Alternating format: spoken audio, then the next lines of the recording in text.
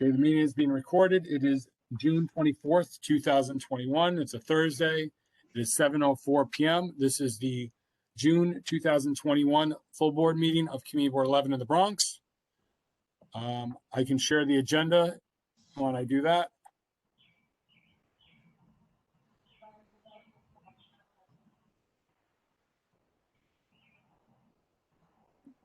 Too many things open. There, can everybody see that? Yeah. Yep, it's here. Let me see it. All right. So, who wants to lead us in the Pledge of Allegiance? I'll do it if you want. Sure. Alrighty. Everyone place their hand over the heart. I pledge allegiance to the To flag the flag of the United States of of America, and To to the the republic republic for which it stands, one one nation, nation, under God, God, indivisible, liberty, with liberty, and justice for all. Okay. Sandy, you want to continue the moment of silence?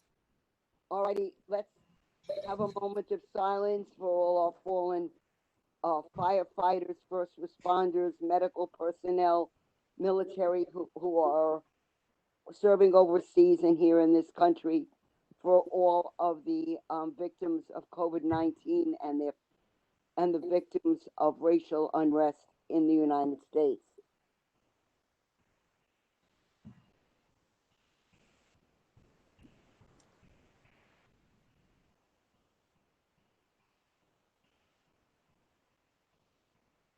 All right, Jeremy, you could start the agenda. Okay, thank you, Sandy. You're welcome. Do we have DOT in the meeting? I know they were going to join around 7:05. I don't know if they've joined yet.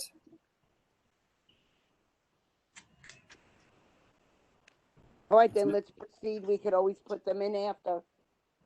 Yeah, so I think we'll go to Treasurer's report because I'm not sure the NYPD is in yet. Al D'Angelo? Yeah, all I have to report, two things. One, please keep in mind, Linda White. Linda White passed away last week. She was awake today at Lucchese's funeral home. She's been on the board since 1992. Please keep her in your prayers. Also, Yahe Obid lost his grandmother 2 days ago. So keep those in your thoughts. And that's about all I have. And good luck to those running for office. And that's it. Treasurer's report would be next.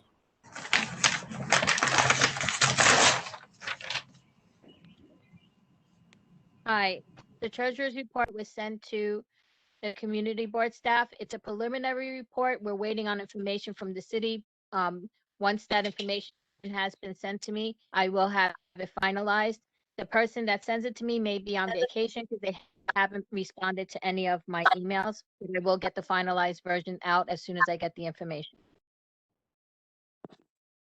Great. Secretary's report. Hazel?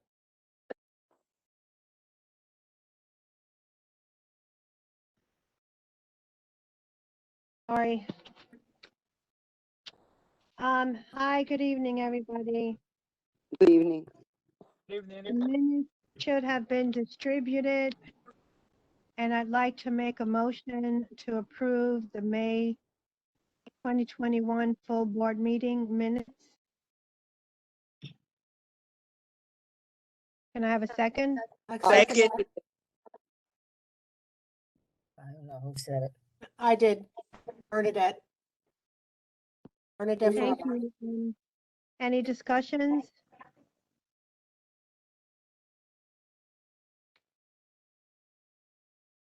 All I can say is you did a good job, Hazel.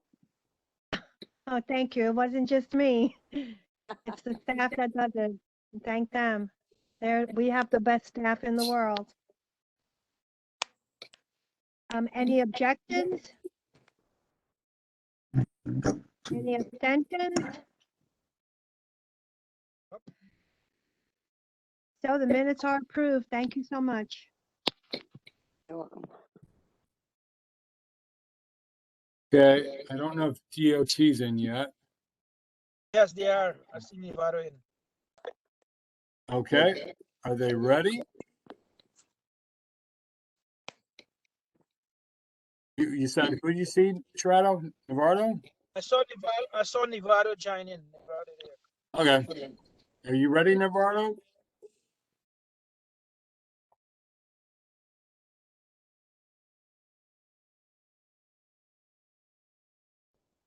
Could he be muted and he doesn't realize it?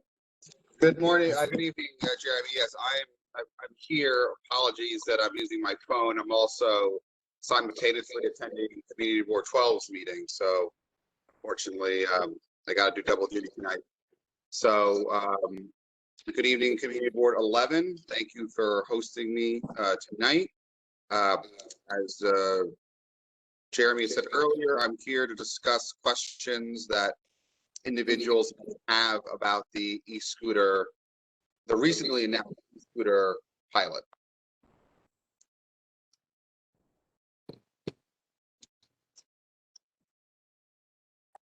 All right, so we have 45 minutes.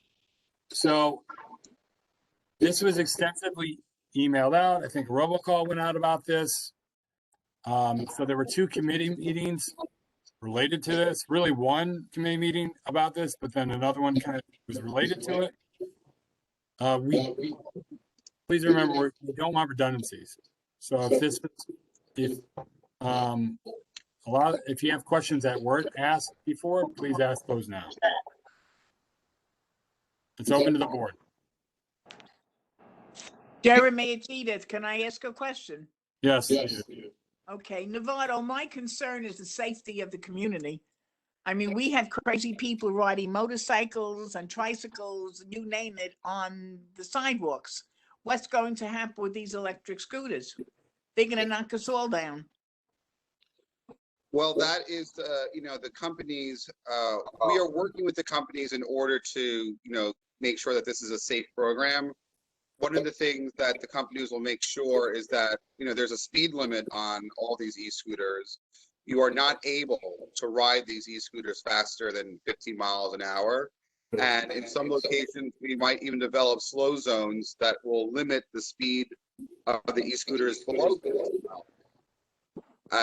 Excuse me, Navarro. Did you say 15 or 50 miles an hour? 15. Okay. Apologies. The air conditioner here is very loud, so that might be creating some background noise. Thank you. Yeah, Novato, the whole thing is that these e-scooters, even at 15 miles an hour, they'll be going much faster than some of us walk. All right. And the problem is the people in the wheelchairs, the people with baby carriages, people with walkers. That's my problem. You walk on White Plains Road now, you get knocked down by a motorcycle or a bicycle, which is not supposed to be on the sidewalk. And just so everyone understands, we're not talking about the motorized scooters like Revel, which require a license to use. We're talking about sort of like the kickstand scooters. Another thing that the companies are going to be doing is that in order to ride these, you're going to have to sort of go through a series of, for example, you're not going to be able to rent it out at night until you've ridden a certain amount of hours during the daytime. So, a part of this pilot is for the city to learn, is there a way to do this safely and securely? I mean, this has come to other cities. New York City is a little bit late to the process. We're doing this in over 2 years, but, we're phasing it in. So this year we're doing 3,000 3,000 e-scooters. Next year we'll be expanding south of Tremont Avenue and adding another 3,000 e-scooters. But if it turns out that there are major safety concerns and major incidences of injuries to riders and pedestrians because of this e-scooter pilot, then we have the opportunity, even though the law says that the pilot can last up to 2 years, it's possible that it could end earlier if it turns out to be a grave threat to public safety. However, we don't know that right now. Part of this is going to be a learning process for the agency and for the riders. My next question, Navarro, is that anybody from the company or from DOT stood on White Plains Road and Lydic Avenue to see the people walking, the pedestrians walking? Has anybody noticed the traffic that we have by foot? Well, I think that the traffic that we have by foot here in the Bronx is present everywhere in the city. And we would have had this problem no matter where in New York City we had the program. And again, this is about learning whether or not this can work here in the city and whether or not it can work in a dense urban environment. Navarro, I have a question. This is Joe Thompson. Hi, Joe. Good afternoon. Good afternoon. One small question.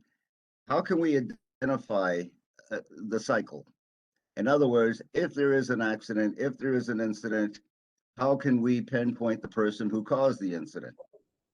Well, you'll be able to pinpoint the company that uses that the person is using. So there are 3 companies: Bird, Theo, and Lime. All these e-scooters are, tracked by GPS. In order to rent them, you have to sort of have an account with them through your smartphone. So, there is a way via the company information to potentially identify the user based on when they were riding the scooter during the time of day. I have a question. Okay, but I think the public should know that. I think that should be something that the public should know. Because we're all asking the same question. If we get run over, if there's an incident, how do we identify that person? I don't think the public knows what you just told us. Well, it's something that we've repeated at the various public meetings we've been at over the last several months. And it's something that, the companies themselves have said at meetings such as this. So, and that's why I'm here tonight, is to sort of, there were questions about this, but this is something that has been discussed publicly.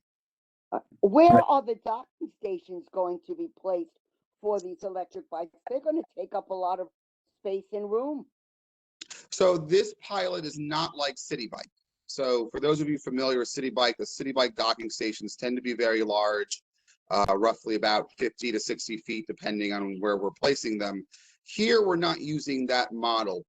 Most of the scooters are going to be free floating, meaning that, they might be sort of on a sidewalk, you use it, and then you could leave it on a sidewalk.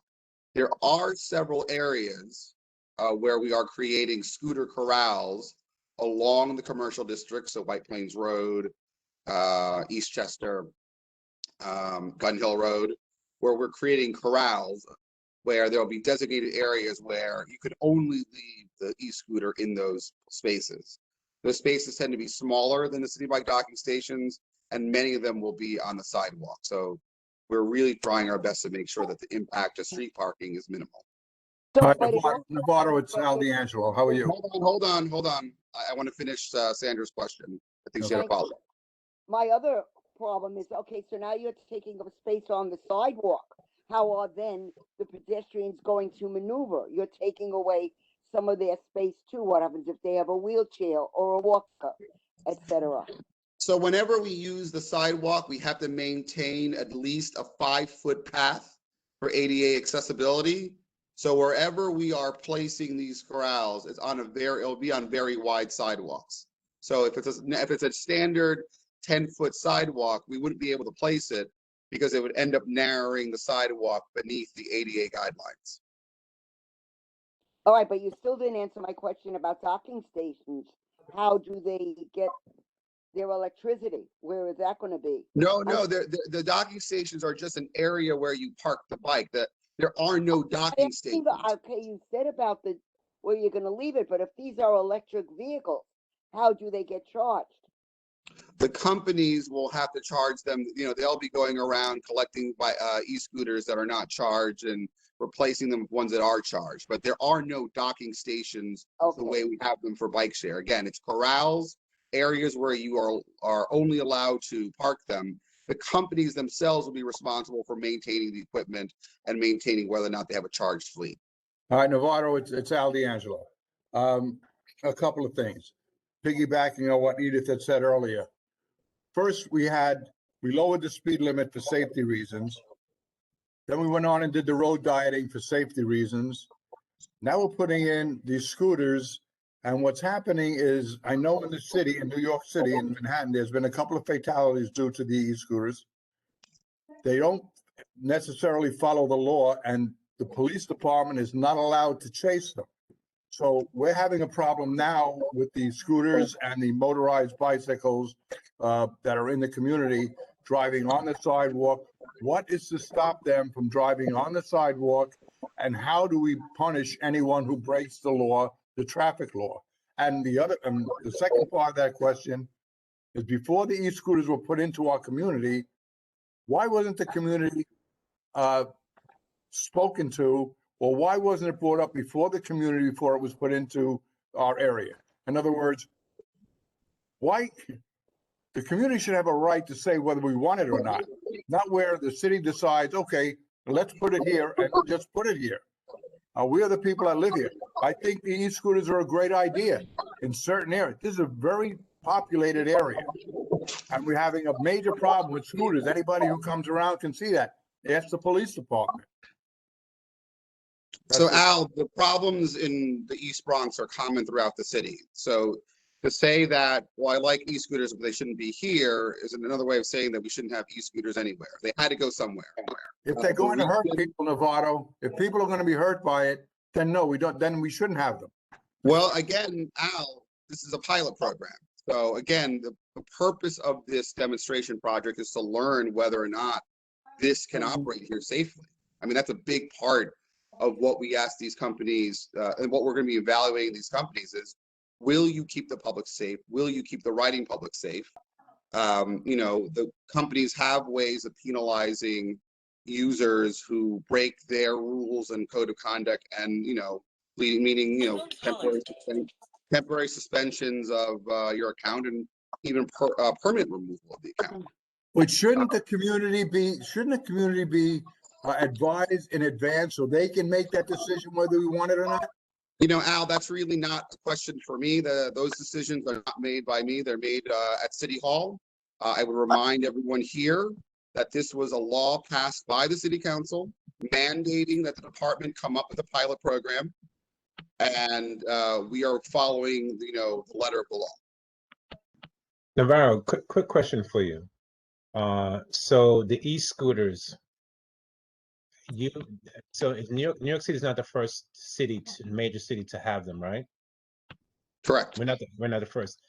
Do you have studies in the other cities how it worked out? What dangers happen? If there are any historical accidents reported, any complaints? Do you have that data from the other cities where the scooters do exist? Well, the scooters are operating in many locations currently.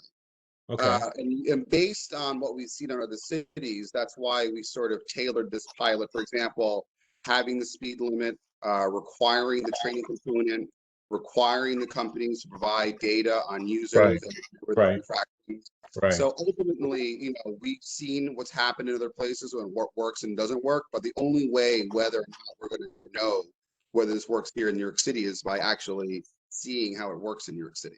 No, I know that. I understand that. But do you have any reports of accidents, any reports of injuries based in the other cities? There have been, you know, news reports about injuries in other places. I mean, it's happened.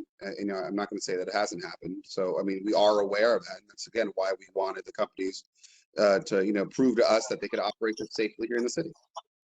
So this is another study. So it's done before in other cities, and there have been cases of accidents. So you're still trying to now see how it works in New York City versus like, let's say California or wherever the scooters do exist. Well, in a lot of places, you know, they're smaller towns, college towns, smaller cities. So, you know, we can see what happens there, but in many cases, it isn't really an apples to apples comparison. So, you know, studies in other places can only tell us so much. I have a question, Bernadette. Hi, Navarro. Hi, Bernadette. The fatality that just happened on Van Nest and East Tremont Avenue, I just missed that by like 60 seconds. I had made a left-hand turn into the gas station, and as I went to go, I came out from paying my gas. I saw the accident happen and there was a white sheet. That scared the heck out of me because I'm in my car. And I think what's going on is that nobody has control over people who are not going by the rules, who have the scooters. And that's the big issue. Are they supposed to be wearing helmets? No, there is not a helmet requirement. Okay. What is the requirement to actually have the scooter? Is there any requirement? Well, they need to be able to have a credit card, be over the age of 18, open up an account to be able to rent a scooter from either the three companies. So I'm just curious. I mean, when we're riding bicycles, which are not motorized, we have to wear helmets just as a safety precaution for actually the people riding the scooters. I don't understand. I just on Van Ness, the scooters are all over the sidewalks. They're going against traffic and everybody is seeing this. I understand that the police can't be there to enforce things.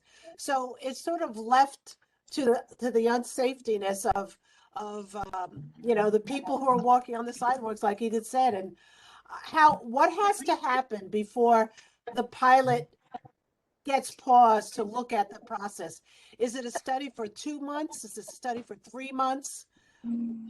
It's a 2-year pilot.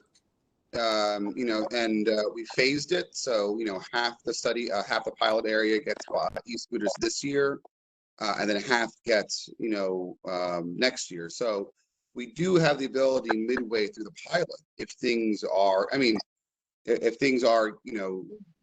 have reached. People are getting hurt. Our people are getting hurt. We do have the ability to pause, recalibrate, and potentially even put a stop to it. So there will be lawsuits. There will be lawsuits. Is it against the scooter, the make of the scooter, or is it against DOT when somebody does get fatally hurt? Well, it'll be to the company and to potentially the user. Okay. All right. This is but Bernadette, just to finish your question, helmet laws in New York City only apply to those under the age of 14. And those under the age of 14 would not be able to ride an e-scooter. All right. So is there I know Edith has a question, but is there anybody else that hasn't asked a question yet? That's a board member? Make a statement. Jeremy. No. Can we see if anybody else has a question first, Edith, please? Yeah, thank you. Nevada, can I ask you a question? Are you the one that will make the rules and the laws with these bikes? Are you just here to just give us information? Well, I'm here to give you information. I mean, if you're looking for the ultimate decision maker about the pilot, I mean, I would refer you to the city council, which passed a law in 2020 requiring the city agency, the Department of Transportation, to do a pilot program. Right, because I mean, we have cars that has speed limit and people drive over the speed limits and there are accidents. There's accidents in everything. And we have motorbikes that is not the city bikes, is, people own their bikes and they're riding on the sidewalks. They're just as dangerous. But if we're going to speak about these things, we got to speak about everything, not just Van Ness. It's happening in Allerton, it's on White Plains Road, it's all over. So let's speak about what's going on in the Bronx if we're going to talk about it, not just a specific area. So rules are rules. They rent it. They have to be a certain age. There is guidelines. There's a law that was passed for it. So, with all this, we are with 28 minutes of, antagonizing you. I feel like you make the laws, or this is something that you brought here in the Bronx. So maybe we need to find a way to come together to see how it's working. And as he says, a pilot program, everything falls with a trial. And as someone say, you're going to wait until something happens. It's a pilot program in everything. It's a pilot program. So we just got to pray. We just got to find ways to come up with good solutions and information, but we can't sit here all night and, go over this. Right, so anybody that has a question? I have a question. 1 second. Just Andrew. in a 2-year period, there's been 133,000 injuries and 41 people killed by e-scooters or e-bikes in the United States. So I mean, that's not a good number. And again, I think anything should be tried, but I think if we want to pull a plug on this, it should be done immediately. If we see any accidents happening in our community, we should have the right to pull the plug immediately and not wait for a 2-year period before we do it. We'll have to, City Hall, drag its feet. And in other words, you don't want our citizens to be safe. According to the mayor, he's doing everything to keep our citizens safe. If this is going to be a detriment, then the plug has to be pulled immediately. Well, I don't think anyone would disagree with you, Al, but that's something we need to observe. Thank you. We can't prejudge this before it actually happens. I know there's a lot. Those are the numbers. Those are statistics. Those are numbers in the 2 years. Al, I wasn't finished. So let me give me please give me the courtesy to answer the question. Statement now. Hold on, Edith. Can you let him answer his question? Navarro has a statement, a response, and then Andrea Siegel. Yeah, so, and you're right, Al. I mean, I think that is why, when seeing the statistics nationwide, that we place an importance premium on awarding the pilot to companies that also share the same concern about public safety, about making sure that there are speed limits, about making sure that we can lower that speed limit. 15 miles an hour proves to be too fast, then it is within the company's power to lower that speed limit to 10 miles an hour. We could also limit, operations time of day, further by place. I mean, Bronx, in part because it provides a good mix of communities that are common throughout the city. But, as you said, we don't have to wait 2 years. It's why we're doing a phased approach. When the pilot starts later this year, by the time 2022 rolls around, we're going to have months of data that will let us know whether or not this is safe to continue or not. But I share your concern about public safety, and we're going to be keeping a close eye on this. And it's also in the company's interest as well to make sure that this pilot is safe. Because if it's not safe, when the pilot's over, that's it. There won't be a citywide program. All right, so Andrea Siegel, followed by Ellie Rodriguez. Hi, Navarro. As the commissioner for the Bronx, can you go back to the city council members and tell them that certain communities are vehemently against this? Sure. Well, I think that's, it's a good idea. But that's not going to stop them. But unfortunately, that's, the pilot's happening. So, if folks are asking me to stop this before it starts, that unfortunately, that ship has sailed. We're in the process about to install the corrals. I know, but excuse me, but unfortunately, we were not given a say in any of this. We were not notified prior to any of this. Unfortunately, you probably were. So I'm putting it on you to go back to them and voicing our, dissent with all this. Well, the pilot area was not specified in the law. The law just said there had to be a pilot area. And we had to pick a location. We couldn't pick Manhattan because the state law barred it in Manhattan. So our state legislature said the e-scooters could only operate in 4 of the 5 boroughs. And then we wanted to stay out of the city bike area because we didn't think it was a good idea to mix e-bikes and city bike. So that eliminated a lot. That eliminated the rest of the large parts of the rest of the city. So it meant that, we had to pick an area that was slightly geographically, bound, which the East Bronx is. And that's why we're here today. All right, Ellie Rodriguez. But Andrea, I'll say this, that your concerns would be shared by any neighborhood in New York City.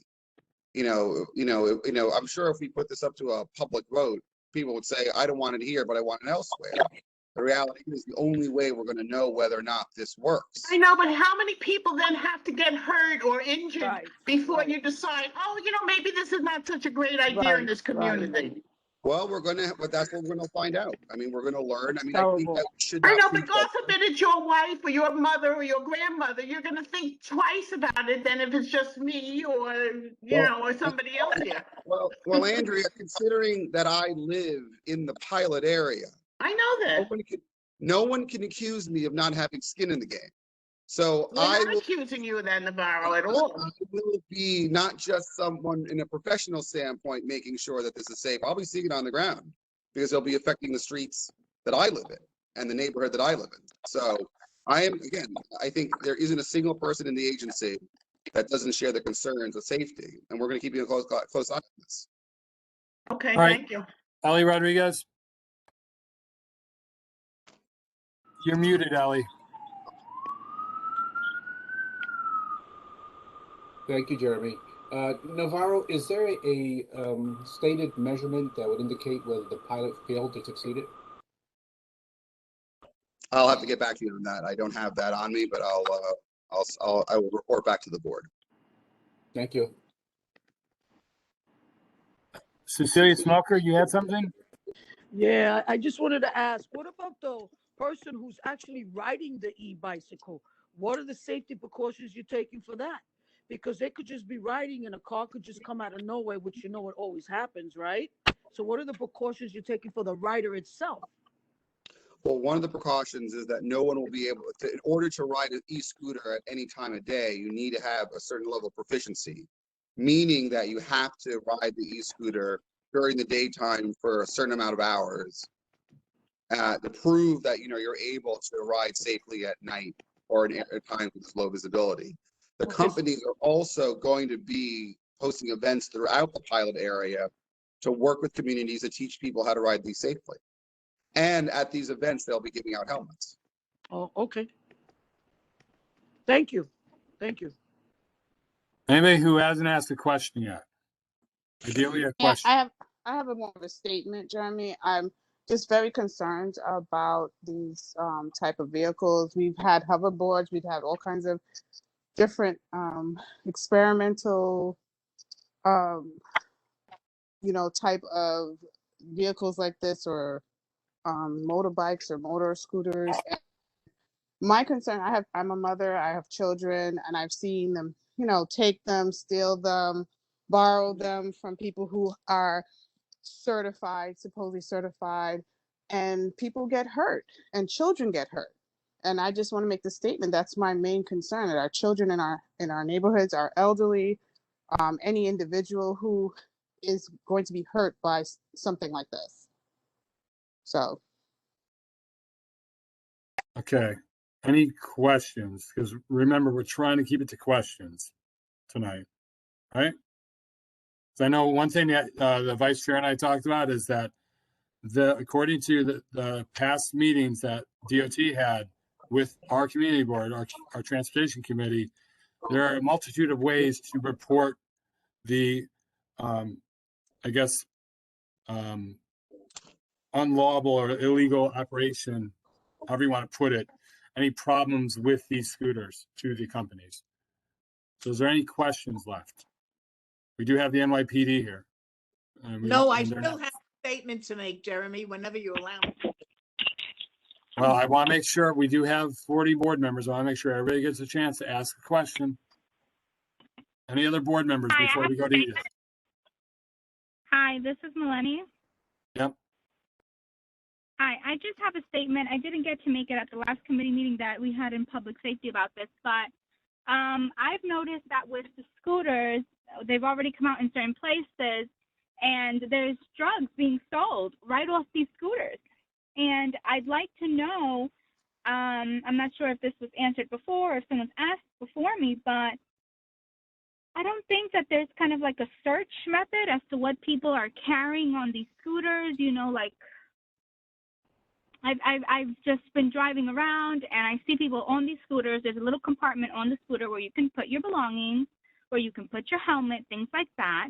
And I just see these kids on different neighborhood blocks just, dealing their weed, dealing their cocaine, dealing their blunts, just, sitting there on the corner because, well, just about anybody can get these scooters and you can stash whatever you like in there. And it's appalling to see people just getting these scooters, riding it around, and this is what they're doing because all you have to really do is rent a scooter, use it, and put it right back. That's all you have to do. There's really no trace as to what you're doing with it. just like if you're renting a car to do something like that. And it's scary because I see this on the neighborhood blocks, and that's just something I wanted to comment on because I've seen it myself. All right, so anybody else before Edith? All right, Edith. Novato, it's Edith Blitzer. Look, I know this is not your doing, and I'm not blaming you. Right. My thing is, with this city, like anywhere else, they wait for some kind of catastrophe to happen and then pull the plug. It's like stopping a cancer from growing. Why don't you stop it before it grows? This is my question to you. This is my concern as a mother, as a grandmother whose child rides a scooter in the street on Morris Park. Pelham Parkway is not the only place that's congested. Try walking down Morris Park. This is my concern. Who's going to pay for my broken hip after I get knocked down?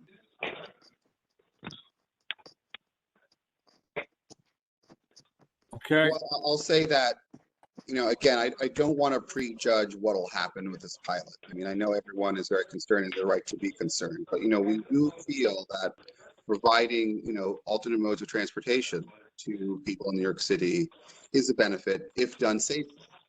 And that's what this pilot is about, is testing. And it's better that it happens in a controlled way where we can invite these companies in, regulate them, give them rules, hold them to account.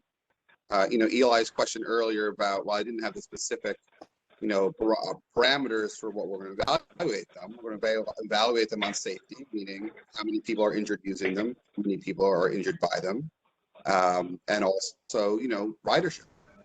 So those are the three things we're going to be looking at very closely.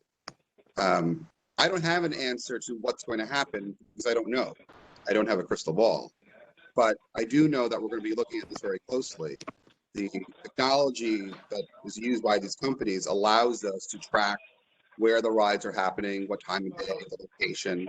So if someone reports illegal activity due to an e-scooter, we can find out with relative certainty, at least not only where the scooter was, but who was the last person who rented.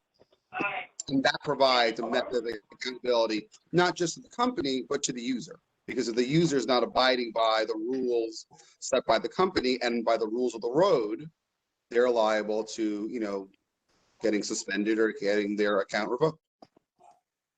Nevada, Okay, so do you know if anybody checked with the police department before this was put into effect? Well, I don't know if the city council checked with the police department. I do know that, we did speak with Bronx Borough Patrol, and they were very nice to set up a meeting with all the precincts in the East Bronx and some in the West Bronx that might be affected by this. So, we spoke to them in terms of letting them know that was happening and what to expect. But in terms of the decision to, pass the law, I can't speak to whether or not the council consulted with NYPD. No, my concern is that and I would be a lot more in favor of the e-scooters if the police had the ability to stop and ticket. But as you know, the law now says they cannot chase. So if the scooter takes off, even at 15 miles an hour, the police department is told not to pursue. So, however, there is, again, as I said earlier, because of GPS and because of the way when you're basically, sending an email to the company saying, I'm unlocking the scooter, I'm going to ride it from this point, and then when you end your trip, that will get logged in the account. We can know with relative certainty who was the last person that used the scooter. So if someone reports illegal activity like riding on the sidewalk, again, it won't be possible for the scooter to go past the speed limit because they're limited by the technology on the scooter. But, if something's reported to DOT or the company, we can go check the records, see who was using the scooter, and if they're in violation of the rules of the code of conduct and potentially the law, can lose their account. I have a quick question, just jumping in here. So in other words, if we see illegal activity, whether it's somebody on the sidewalk going against traffic, is this a 311 call and basically noting the location and the time? Yeah. Is that how it, okay. That's one way. And also the number, each scooter will have, will have the contact information for that company. So there'll be ways of contacting the city directly, and there are ways of contacting the company directly. Well, we won't be able to see it. These will be going by too fast. You won't be able No, to but see that. you'll be able to see them on the sidewalk, and the scooters are, distinct enough to, you can tell, Lime will be like sort of green and white, Vio will be a more darker color.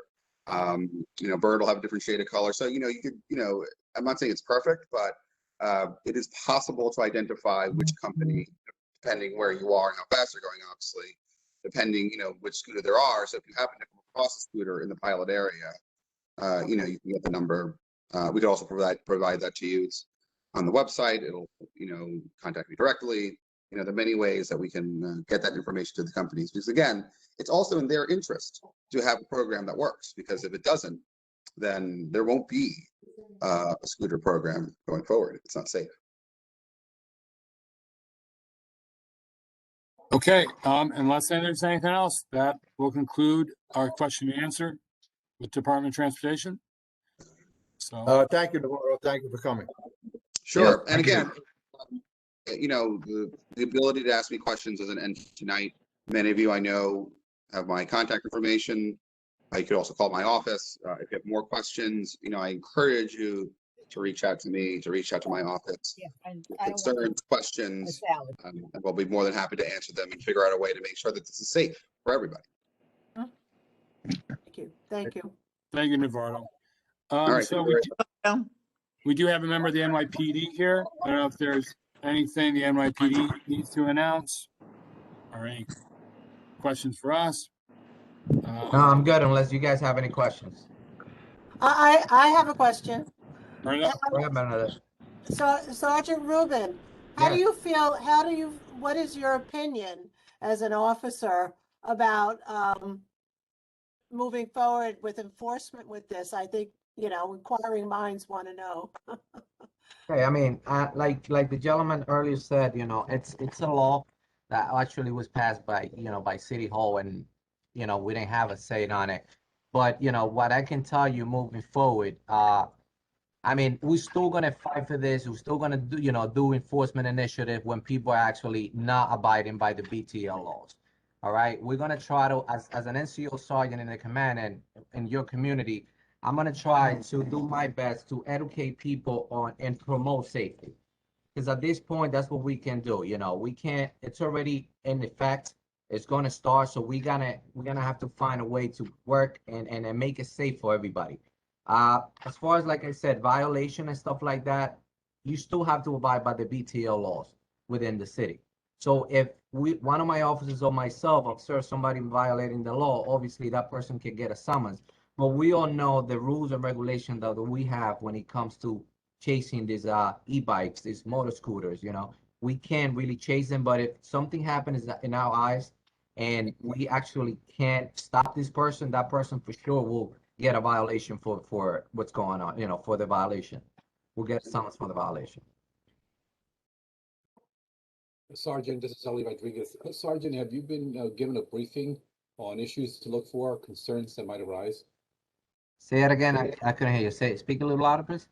I said, have you been given a briefing on concerns or issues that may arise regarding this discussion? Well, not as of now, but like I said, my mission here will be, you're gonna see a lot of us going out and trying to promote safety.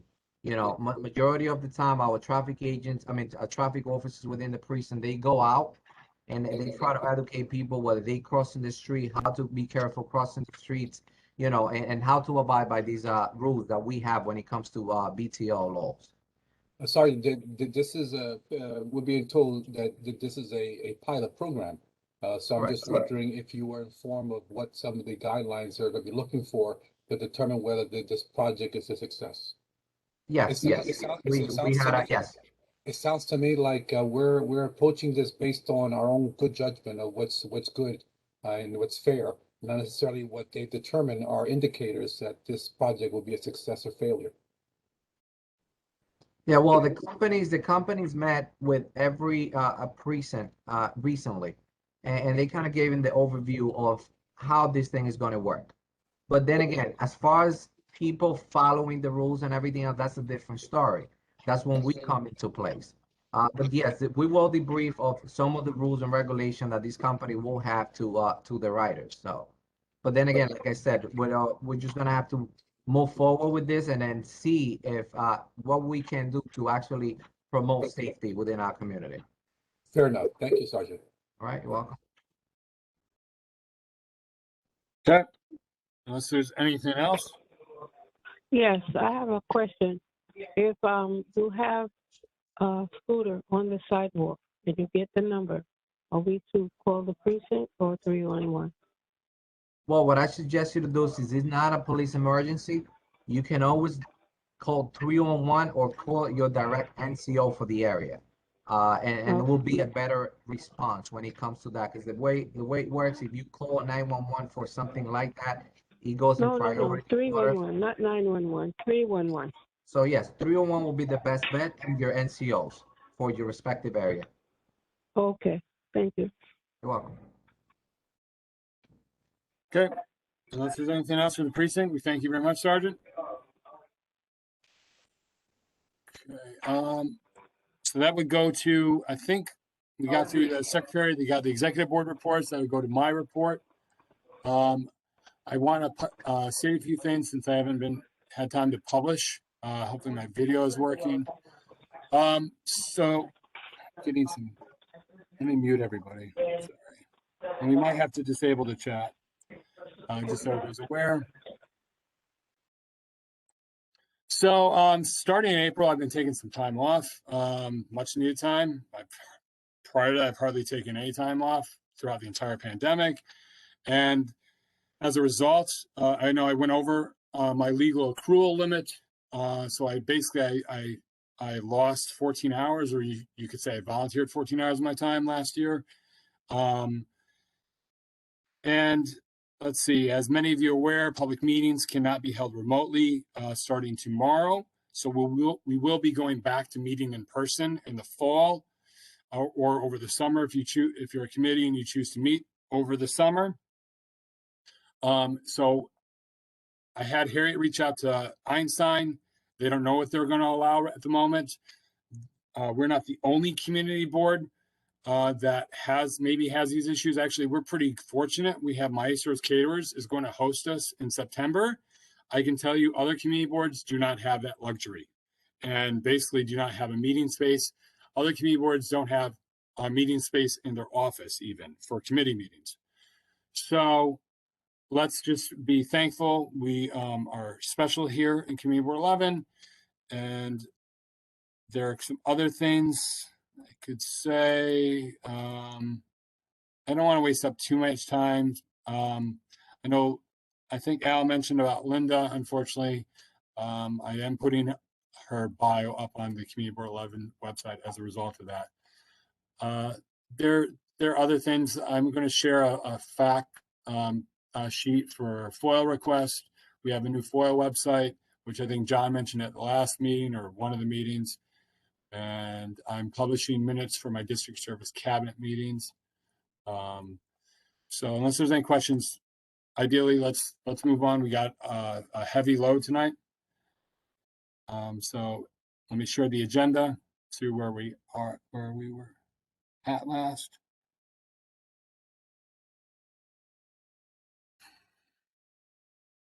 Sorry, I have too many things open. So that goes to committee reports. David Levitt, bylaws.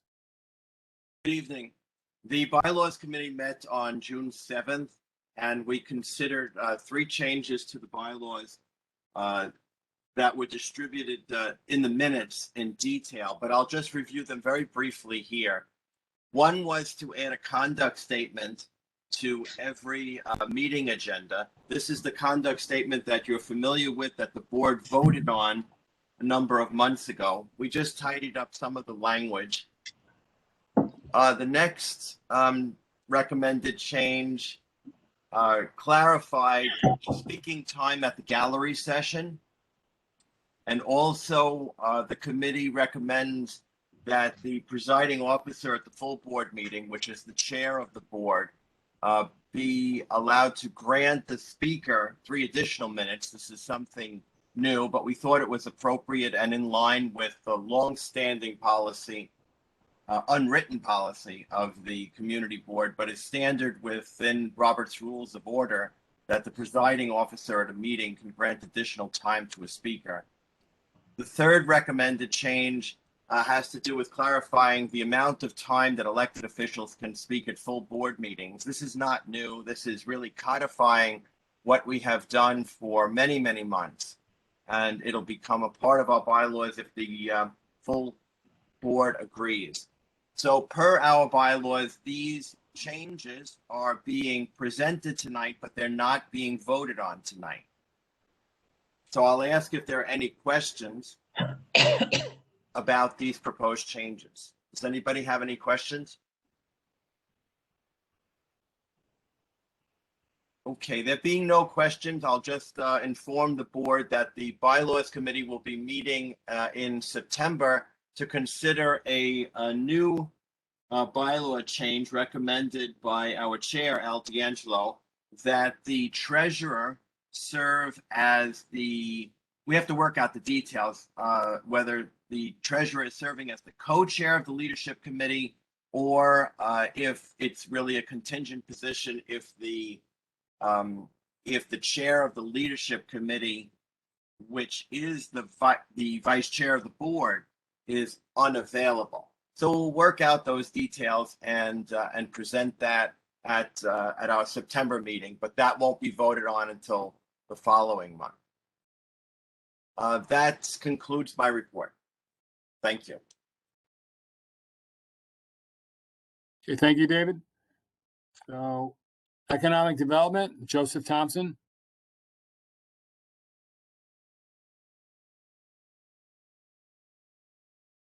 Okay, economic development. We met on the 16th. We had a quorum. We discussed several things. The first thing we discussed was the new guidelines from the SLA. Now, the SLA has decided that the only two areas that we really are supposed to be dealing with are, number one, the 200-foot rule, which is any religious establishment or any school cannot be within 200 feet of the establishment. And secondly, that the 500 rule, which means that there's cannot be another alcohol or establishment, bar, liquor store, within 500 feet of an establishment. Now, as most of you know, that we take great pains to look at each location. We look at, do they have a push door? Do they have two means of egress? And that type of thing. Are their ancel systems and their air conditioning up to par? Now, accordingly to the SLA, well, that's the buildings department and the fire department. They do have a March situation where they get together with all three outfits and they do go and make inspections. But we feel that this is our community and we would like to know and we would like to record whether or not a place we feel is safe. And that means that we will not on the official answer, but we will add to that whether or not we do have push doors and that we do have two means of egress and that we feel that it's a safe location. So this will not be a part of our official recommendation, but it will be included in any report that we send out to the SLA. That being said, Al brought up a very good point, which I liked and the committee liked, and we think it's something that we should be working with to make sure that we record all complaints, all phone complaints, or all people that come into the board and make a complaint about a licensed premise. And we like that idea. We voted on it and we passed it, and I hope full board passes that. Now, again, being said, he also made a point of saying we have establishments, long-standing establishments. a lot of them over 20 years doing business in our area. And we don't feel that it's necessary for these owners to come in and go through our question and answer program. And especially since the questions we really want to know, we cannot impact the SLA with the answers. But so we voted on that also, that well-established businesses do not have to come in person in front of our committee. So that's one thing. And I'd like to get a vote on that from the full board before I continue. We did put in one stipulation. We do want to have, if there's a problem or there's been a problem in the place, we do want those people to come in. All new locations will have to come in. I'd like to get a motion on that we do not require long-standing, well-established business with no problems, that they do not have to come in front of our committee. So that's the motion. Do I have a second? I second. Judah Campbell. Okay. Is there anyone objecting? Any discussion? Discussion. Oh, go ahead, please. Okay, the only question in my mind with even the long-standing businesses, if they do get into any kind of discussion or problems with the NYPD, that they still need to be looked at. I mean, that there should be some sort of requirement that even though they're long-standing, but something does happen, that it takes them out of that realm of not being asked or looked at. Bernie, I think I covered that. I'm sorry. I think I covered that, Burnett. I said if there's a problem with the establishment, then they do have to come in. Okay, thank you. Police, if we have Sorry. a police situation, we have a police situation, we have a community situation, then they do have to come in. Okay, so I'm glad we clarified that. So I have something I'll get to a say. second for that. Joe, hold on. You already got a second. We have a question. Hold on. This is Go Chris. ahead, Chris. Let me make it clear to everybody. By law, we cannot require people to show up in the board. SLA doesn't say that by law they have to come in front of the board. The only thing by law that they are required to show to the community board is the 30-day notice. So before you make a vote, I gotta make it clear. They don't have to come. So you cannot object, emphasizing the letter. I mean the word, object. You cannot object because they don't show up in front of the board. So be quite careful when you make a motion, because once you make the motion and you're going to request them to show, and they don't show, easily we can be liable for whatever we're going to vote on it. We have lawyers here. I see. Mr. Rodriguez. Thank you, Chris. I mean, got to be careful. Mr. Rodriguez, No. who else is a lawyer? Kenny Gelnick, Eddie Shkreli. Look into this before we make something a step forward. That's what I was told by SLA, so got to be careful. Thank you. I think that's a good point, Chris. Thank you. Thank you very much for bringing that up. So I think we'll wait and we'll get a consensus of opinion. And also, I'd like to speak to the SLA. So let's table that, and we'll table that until our next meeting. But as it stands right now, on the face of it, the original motion is that they do not have to show up as far as we're concerned. So I get a second on that? I second it, Joe. Okay, then all in favor, or better yet, anyone opposed? Okay, then the motion carries. So we will not request these people to come in that are long-standing businesses. Joe, so I know there are no objections, but were they abstentions? Oh, any abstentions? I'm sorry. Right. Well, yeah, Yahe wasn't here, so I wasn't worried about that one. No, he's here. Oh, okay. Yahe is abstained. Well, I don't know if he's abstaining on this one. Yeah, I'm not abstaining, so the motion carries unanimously. Yeah, we have Okay. Tasneem. I don't know if she's abstaining, so. No, All right. I'm not Well, abstaining. I'm not. Okay, so Uh, unanimous. Okay. Well, let's see. We've got our renewals, and our renewals are long-standing businesses. We have NZOs on 1998 Williamsbridge Road. We have Jay's Tavern at 1556 Williamsbridge Road. We have La Casa del Cafe Limited at 1036 Morris Park Avenue. We have Mr. Q's, 2115 Williamsbridge Road. And we have Portofino Cafe Corp at 2008 Williamsbridge Road.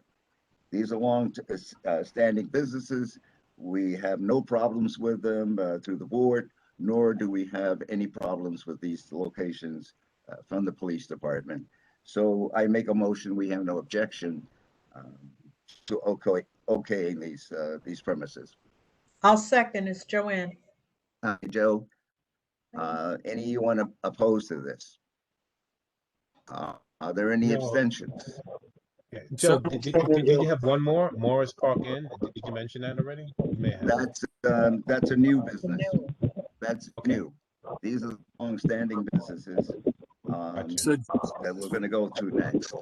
So Joe, Mhm.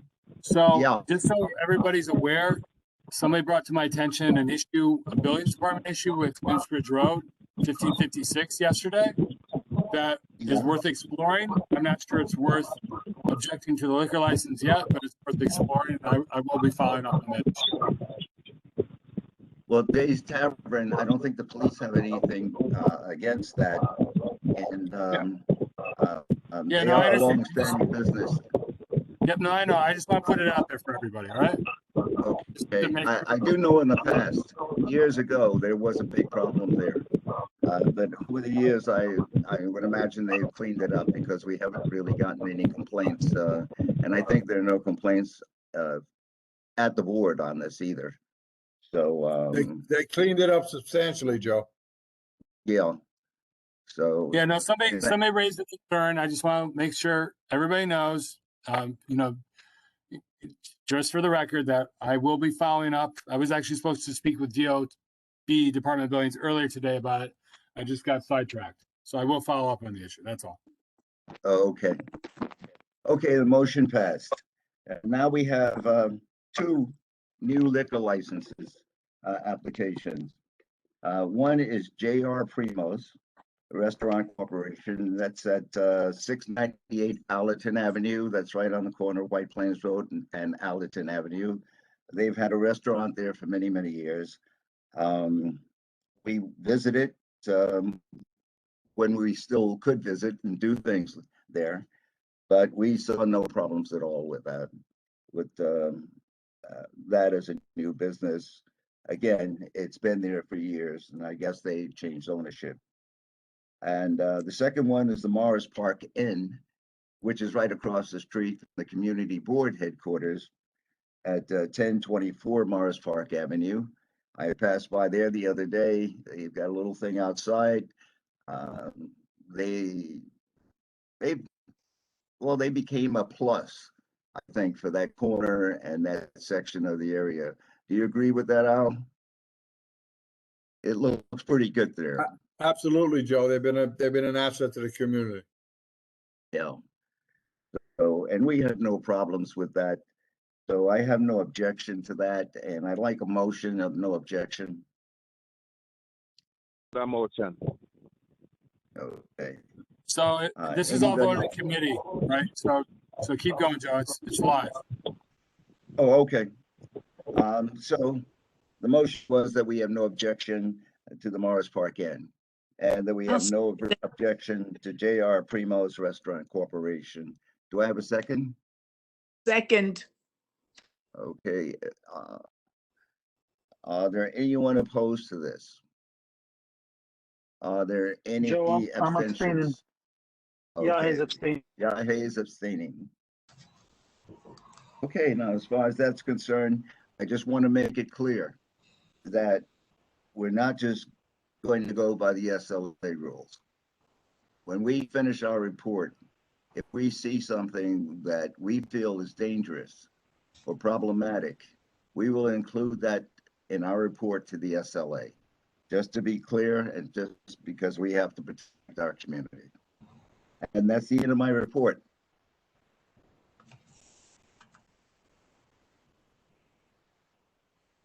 Okay, Joe, thank you. Thank you. Thank you. Joanne Rubino. Hi, everybody. I'm Joanne Rubino. I'm the chair of the nominating committee. As you all know, we're having elections tonight for treasurer and for sergeant at arms. The candidates for treasurer is the incumbent Veronica Castro, and the candidates for sergeant at arms are two, Debbie Kowalik and Oral Selkridge. Just a few points of information. Please be aware that the nominations are now closed. Nominations are made in April and May for those positions. For tonight's election, another point is that you must be present to vote. There are no absentee ballots allowed. And I know you're all here, but I just want to let you know. After your attendance is confirmed, you will receive a ballot via email around the middle of the meeting tonight. According to our bylaws, the candidates must be board members for 2 years and must provide a statement as to why they are running. All statements were emailed to all board members. Actually, as I believe Jeremy, as it was done last week and also today as a reminder. All right, so, and also be aware that all the candidates have met these requirements. Just want to also point out that you have a right to write in a candidate according to our bylaws. A space is provided on the ballot. Don't forget to type in your full and legal name, no nicknames, in the space provided. And remember to write your name, because some people forgot on other years to write their name and their vote did not count.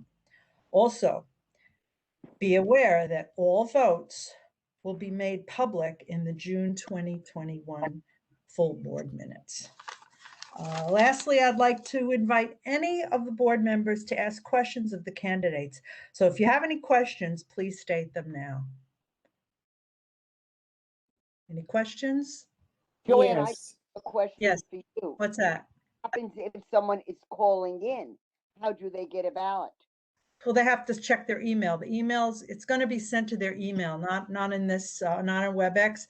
It's going to be sent to their personal email. So they have to get a device. I have another device here, so you can use the device, or you could go to your email in your laptop or whatever device you're using.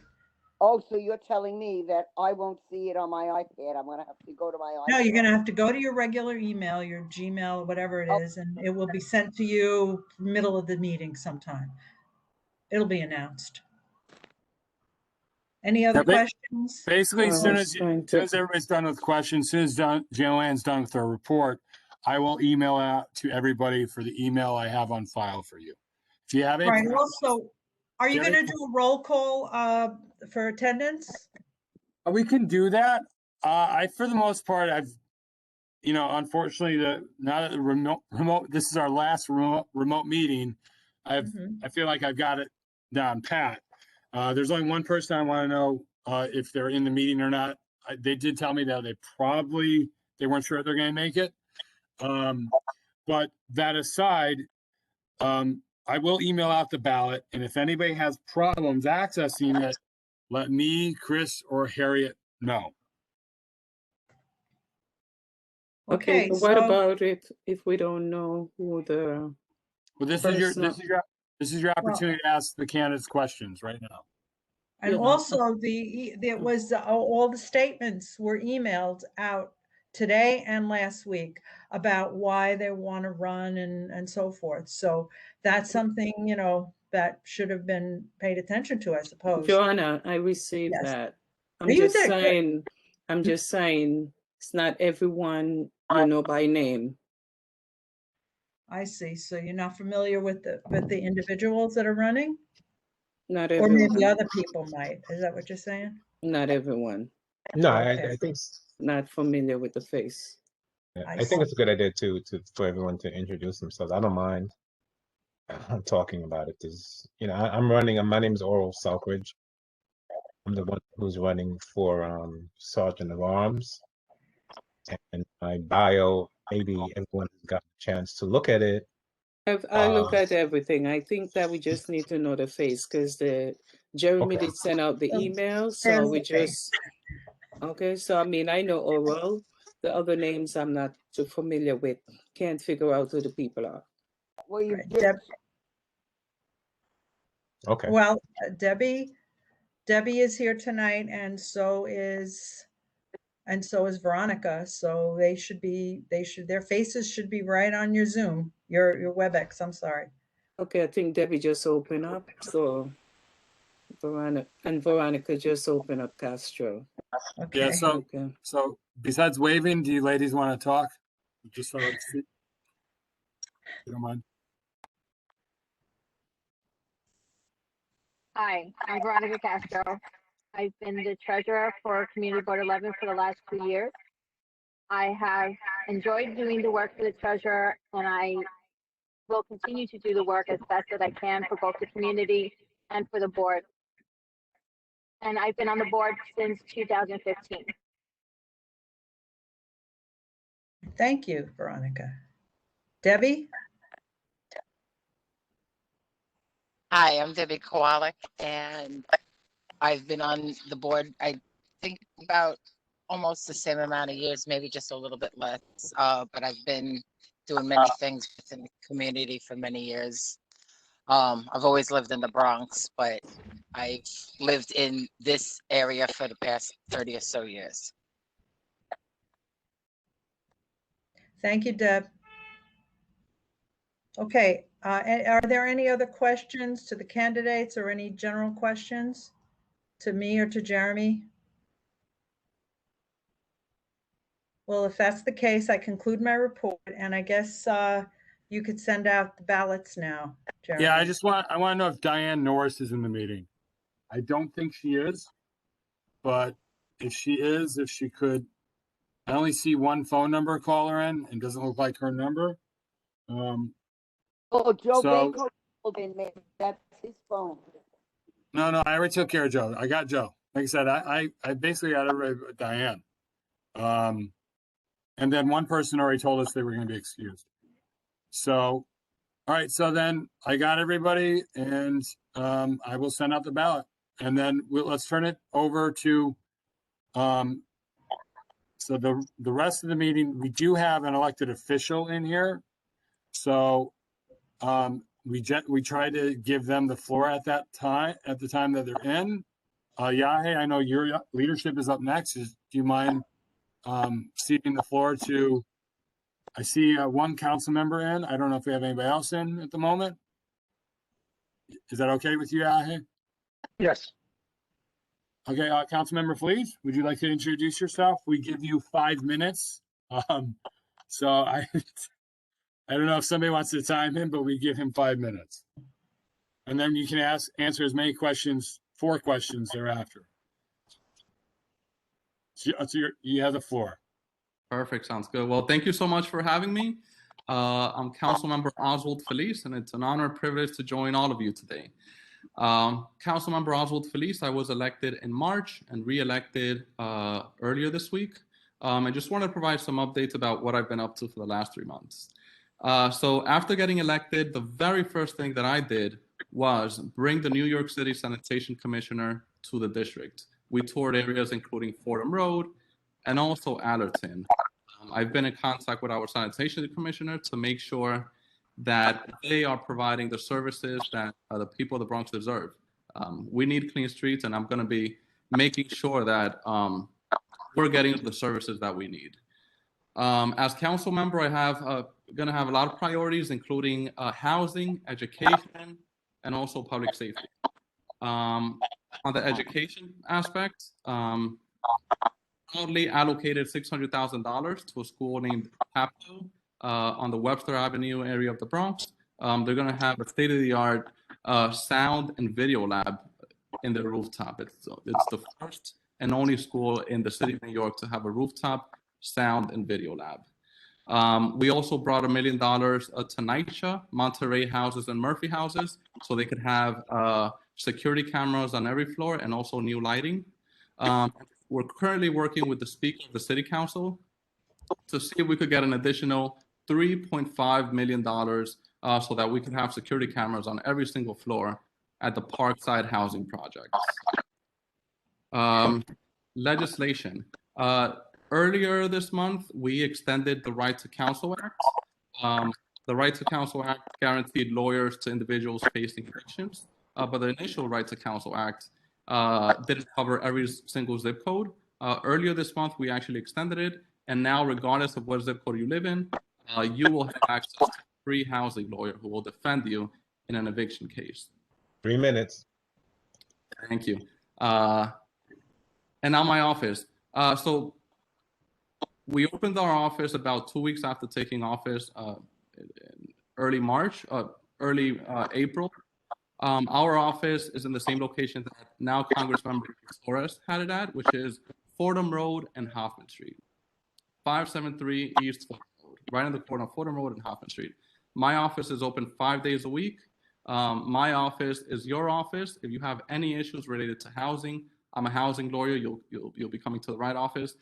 And also, I have another full-time housing lawyer as a staffer. So if you have any housing issues or immigration issues or any community concerns, visit us. We're open 5 days a week, 10 to 5 p.m. No appointment needed. Just swing by and we'll be there to serve you.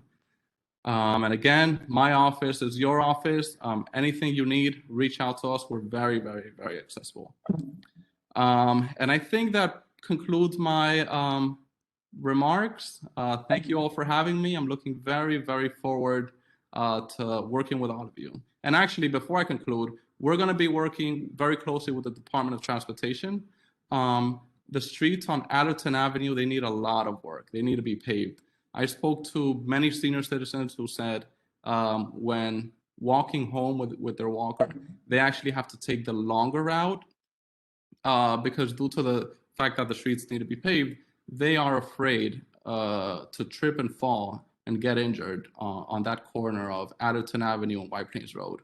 So we're going to be working with our Department of Transportation to make sure that our streets are being paved correctly. Jeremy, can I 1 ask a minute left. question? Yeah, so that concludes my statements. Thank you so I have much. a question. I have a question for you, Felix. Yes. Right now, I see that the trucks are out there working every night on the street, Allerton and White Plains Road. Are they working on the street? What are they doing? Are they paving the street? That is a good question. We actually reached out to the Department of Transportation about that issue. And then a week later, I see they're doing work. So we're going to be reaching out to them to see exactly what type of work they're doing. Hopefully that was basically a response to our initial email. And hopefully they plan to respond after they do a good job paving our streets. But we're going to be reaching out to see exactly the type of work that they're doing. And we're going to be doing the same thing in every single corner of the 15th Council District, making sure that our streets are properly paved. Thank you. I have a question for Councilman Felice. My name is Darrell Bowen. I've been in a Bronx Knight all my life. I was born and raised here.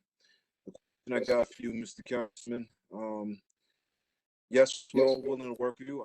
I admit I didn't vote for you, but you know, right now, I think our objective is to do the best thing for this district. Right now, the Bronx is the lowest in terms of fully vaccinated individuals. What would be your plan for this district to help people get more educated about getting vaccinated? Because the only way we're going to get back to normal, fully normal, without thinking about, you know, bumping into somebody who has COVID and getting infected because there's new variants. I'm really curious about what your plan will be for this district. Yeah, we certainly need to work on our COVID vaccination rates. We have to do a lot, and there's two things that I'm going to be working on. Number one is building public trust.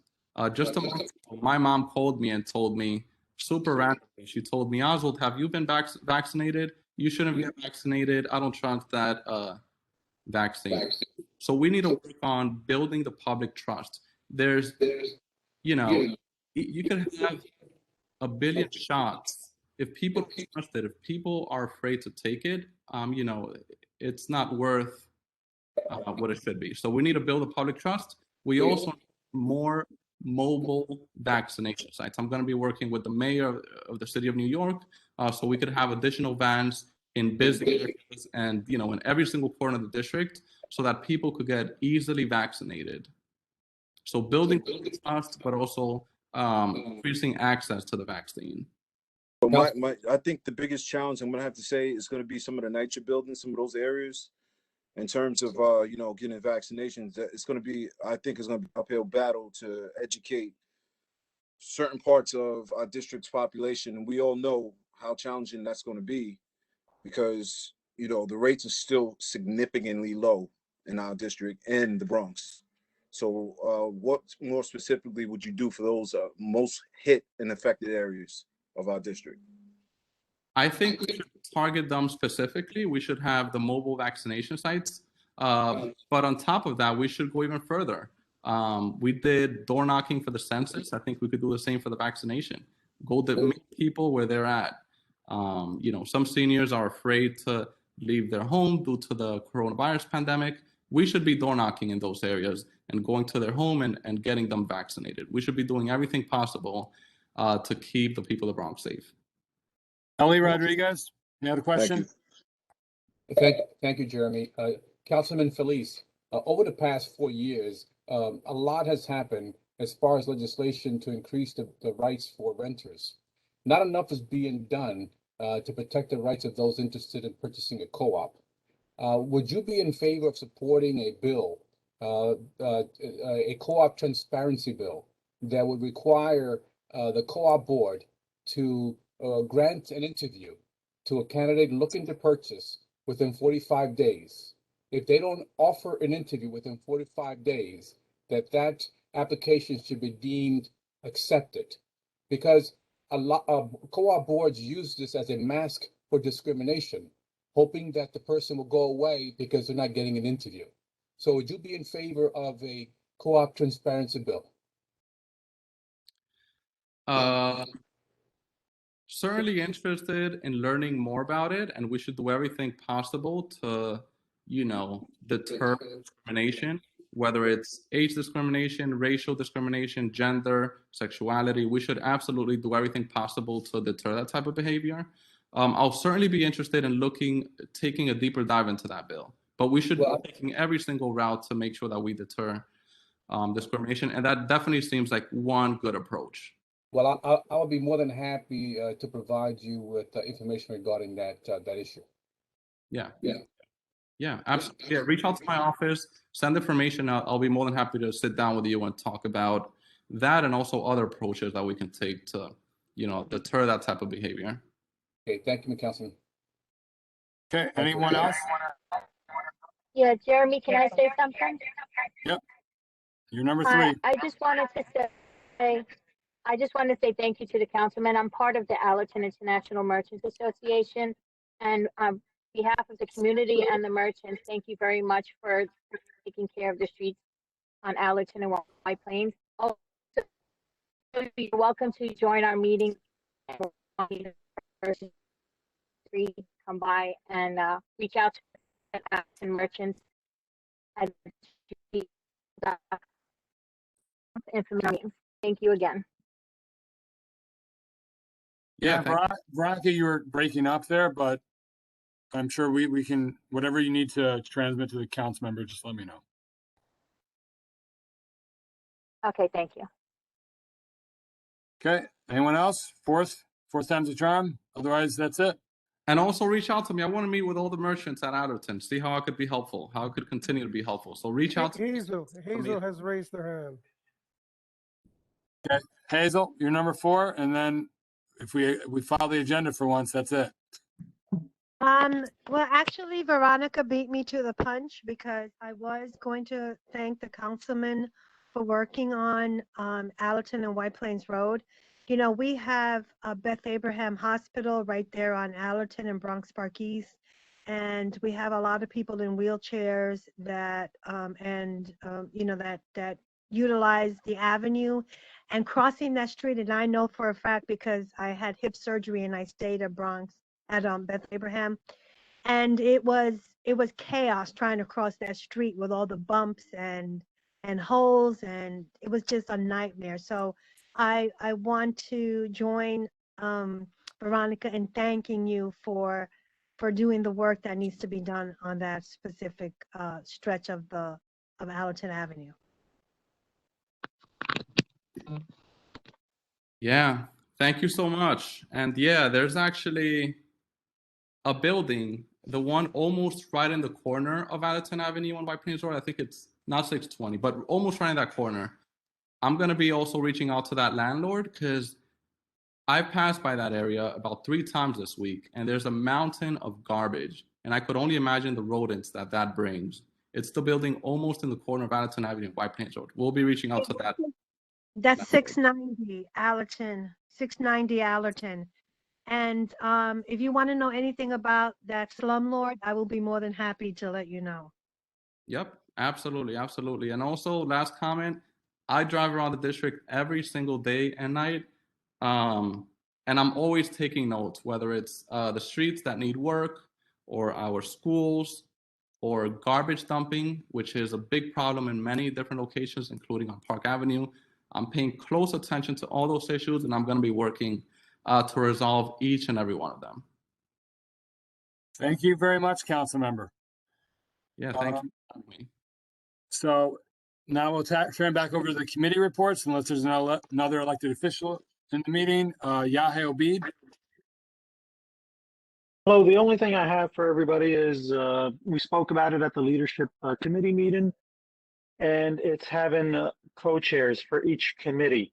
We have about 7 committees that do not have a co-chair. So if the committee chairman could not attend the meeting, then we may not have a quorum. And it's very important that we have the leadership committee. We vote on the calendar, on the agenda. It's very important. So for all the community board members here today that are not chairs or co-chairs, just be on the lookout. You may be asked to become a co-chair for a committee. Thank you very much, everybody. I did have a another question for the council member. I don't know if we want to entertain that or move on. Al? Yeah, go ahead, ask the question. Christian? Christian Amato? Hi there. Thank you. Thank you for taking my question, Jeremy. Council member, thanks for being here. Just a couple of other things I wanted to bring up from our community. You know, I heard for our city, our side of your district, I heard you talk about Parkside houses. I heard you talk about areas of Van Nest and Allerton. But I didn't hear you talk about Bronx Park East too much. A couple of things I think should be brought to your attention. The lights on Fordham Road definitely need to be resynced. That section of the district ends up causing a lot of traffic for residents driving down Pelham Parkway, heading towards Fordham, and creates a lot of traffic, especially at rush hour. So one way to help alleviate that traffic would be by ensuring that there was a resyncing of the lights on Fordham Road. So I want to bring that matter to your office's attention for resolution. The other traffic concern in your district is the connection between Fordham Road, White Plains Road, and Pelham Parkway. The intersection is dangerous. It's several different lanes merging and crossing without adequate means, without adequate sort of lighting and stoplights. I think that intersection definitely needs to be looked at. There's several accidents that tend to happen there. And in addition to that, I also believe the park in your district in Bronx Park East, the children's playground. It was destroyed, some areas of it, by trees that fell earlier this year. That park should receive a allocation from your office for repairs. And those are three matters that I want to bring to your attention. Is that the Waring Playground you mentioned, or? Correct, the Waring Playground. Okay. Okay. All right. Unless there's anything else, let's go back to committee reports. So let me just share. I gotta close. Jeremy, Yes. hello, is the councilman still there? Yes, he is, Janice. Okay, let him know that Zimmerman Playground has been ignored for years, okay? And that playground needs to be addressed, okay? Yeah. The park house, let me finish. The park house has to be torn down, and the entire park needs to be renovated, okay? I think he needs to come and visit that playground, all right? Yeah, we Because can can't work get on. any programs there. Yeah, we can work on that. And just so he's aware, Congresswoman Ocasio-Cortez was trying to secure federal funding to fix Zimmerman. Just so you're Okay, aware. but the park house has to be torn down as per Department of Parks, okay? I All think right, it's actually thank you. per Department of Buildings, but yeah, I know exactly what you're talking about. Okay, thank you. Yeah, and by the way, we've been looking into that park as well. I think it would cost about $10 million to fix it. But I'll be working with the mayor of the city of New York and also our speaker of the city council to see how quickly we can fully fix that park. I mean, we Okay, need. because we can't get any programs in there. Yeah. Okay, thank you. Yeah, thank you. Okay, so everybody should have received the ballot who was in the meeting. I know a couple people texted me that they completed the ballot, then they had to leave. So I will collect those results while Chris assists me with doing the master controls for this. But I know John Johnson was one of the people that had to leave for ethics and disciplinary, but he did want me to state that they are reviewing 2 formal complaints. Joseph Baycoat for Health and Social Services. Joe, you want to say anything? Yeah. Good. Well, we did not have a meeting this month, but I want to wish everybody a great summer, and we'll see you in September in person. Okay, great. Thank you, Joe. Yep. So, Chris, Harriet, make sure you have the agenda because I'm going to have to go offline in terms of the election at some point. Not offline, but just ignore the meeting at some point. So please make sure you have the agenda. In the meantime, housing, followed by parks, followed by public safety. Oh, equity. I forgot equity. Sorry, alphabetically, equity. Darrell did text me about that, but that's unfortunately you're not a standing committee, so you're not required to show up to the leadership, which is where we correct errors with the full board agenda. Darrell? Hey, good evening, everybody. I'm sorry, I'm near the train. Give me 1 second. All right, the Equity Committee. My name is Darrell Bowen, Chairman of the Equity Committee. We had a meeting on June 9th. It was a very, very robust meeting. You can see all of our minutes online. We did talk about vaccinations. We did talk about, areas of opportunity in our community. And we also talked about making, I actually had a conversation with Al about the Equity Committee extension throughout the year. So that has been extended to the end of the year. We also brought up the idea of taking on unity rallies that me and Al discussed. We brought it to the Equity Committee. We had a robust debate, and we did vote on we did do a motion on it in regards to changing it from calling it unity rallies to making it a community day. And we want it to be a situation where it's going to be periodic.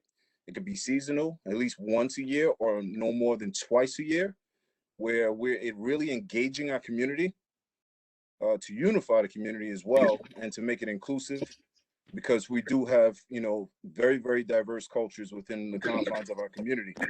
Being that said, I wanted to bring this conversation to the full board because I wanted to do a motion to A, change it from Unity Rally to Community Day, and B, vote on whether we can make this an ongoing thing at minimum once a year, maximum at least twice a year, where we are, you know, going to be giving back to the community, interacting with community when it comes to food drives, back to school supplies, informational, educational events.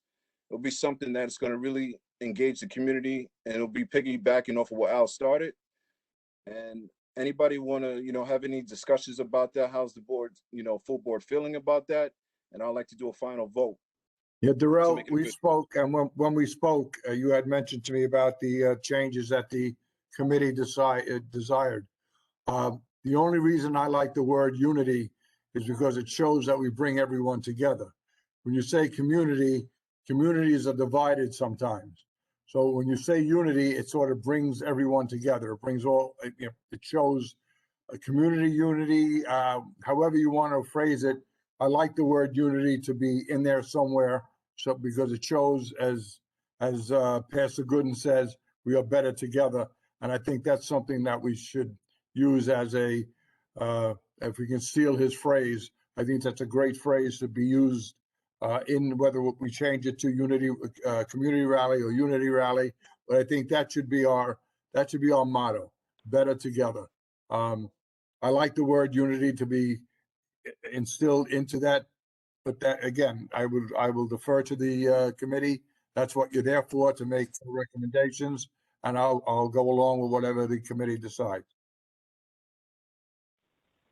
Absolutely. That was the thinking behind how we put it together. And then, you know, all the members, even a member from the public, you know, we all decided that, you know, from the committee, that from the standpoint that Community Day makes it more universal without titling it a specific thing, where we're saying unity, when we know that if we're having Community Day, it's going to be a unifying situation.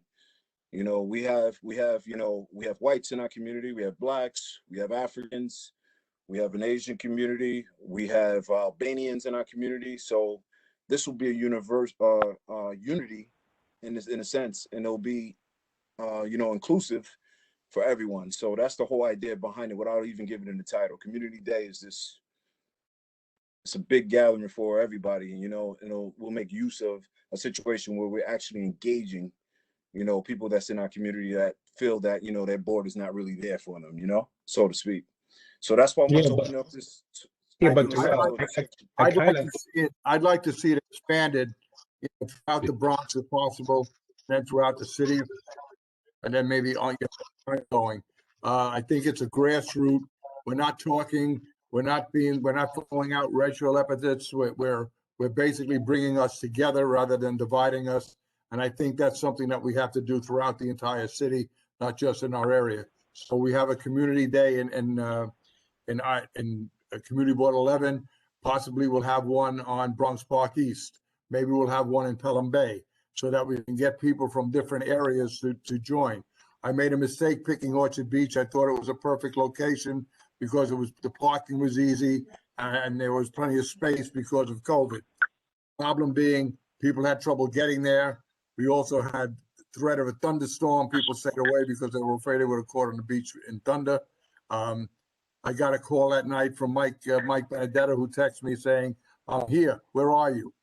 I don't know how he couldn't find Section 4, but he was at the beach. I didn't see the email until I got home. I mean, the text message till I got home. So I was disappointed in the number. I was very heartened by the people that were there and by the message I think that everybody sent across was very unifying, and I like that very much. So I'd like to see it, and you're right, Darrell, if we have it in a call it community, we have it in one area, maybe another area sometime later on in the year, maybe 2 a year in different sections of our community board, and hopefully it'll catch on with other community boards. And again, I want to thank the committee for all their hard work. I know you worked hard on this.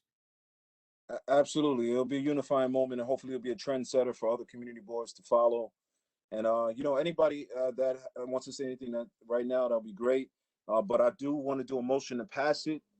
A, to change it from Unity Rally to Community Day, and B, to make it at least seasonal, at least at minimum, at least once or twice a year.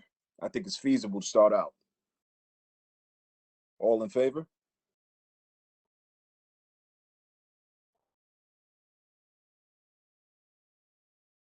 I think you might want to ask if there's anybody against, because all in favor, you won't be able to hear the ayes. That's true. That's true. All against the idea of having a community day. You can cast your vote now. I'd say no. I like the idea of unity, of the unity title. I have a question. Yes, sir. My question is for Al D'Angelo. Al, this Unity Day, I'm curious if, or this community rally, when we hold one of these, who can come to it? Are there limitations? Are people who were allowed to go to college for free allowed to go to this? Or people who received free food allowed to go to this? Or people who received free housing? It's a unity day. What I did, again, it was just a quick idea. What I did was I sent it out to the community board. I sent it out to all the heads of all the organizations, and I sent it out to all the ministers and pastors that I knew to ask them to, send people to represent their community or their religion. We had a pretty good cross section, but it's unity or community day, whichever you call it. It's everyone. It includes everyone. That's what it's all about. It's not about, picking and choosing. We are, as Pastor Gooden said, and I stole it, we are better together. We are definitely better when we unify rather than fight with each other and try to divide each other by race or religion or money or anything else. But it was open to everyone. Lisa, you got a question? Yeah, Hazel, you have your hand raised. Do you have a question? Oh, no, I didn't know it was still raised. All right. I'll put it down. Did everybody vote yet? I can't see the full list until it's exported. I can't share that with Joanne until I export it. So I only see 27 responses. Unfortunately, some people voted more than once. You should have received an email. Jeremy, it's Edith. I did not get the ballot on my email. Okay, well, the subject title of the email was tonight's official election ballot. I sent it at 8:20. I did not get it. I will resend it to you specifically. Anybody else Thank you. have any issues, please let me know. And you have to click on the word here for it to open up. Okay. Darrell, you Yes, had a motion. Any other discussion? No, that's it. So, and anybody against? I think Sandra's trying to say something. Sandy? I can't unmute you. I can request to unmute you, but I can't unmute you. Friday, I unmuted myself.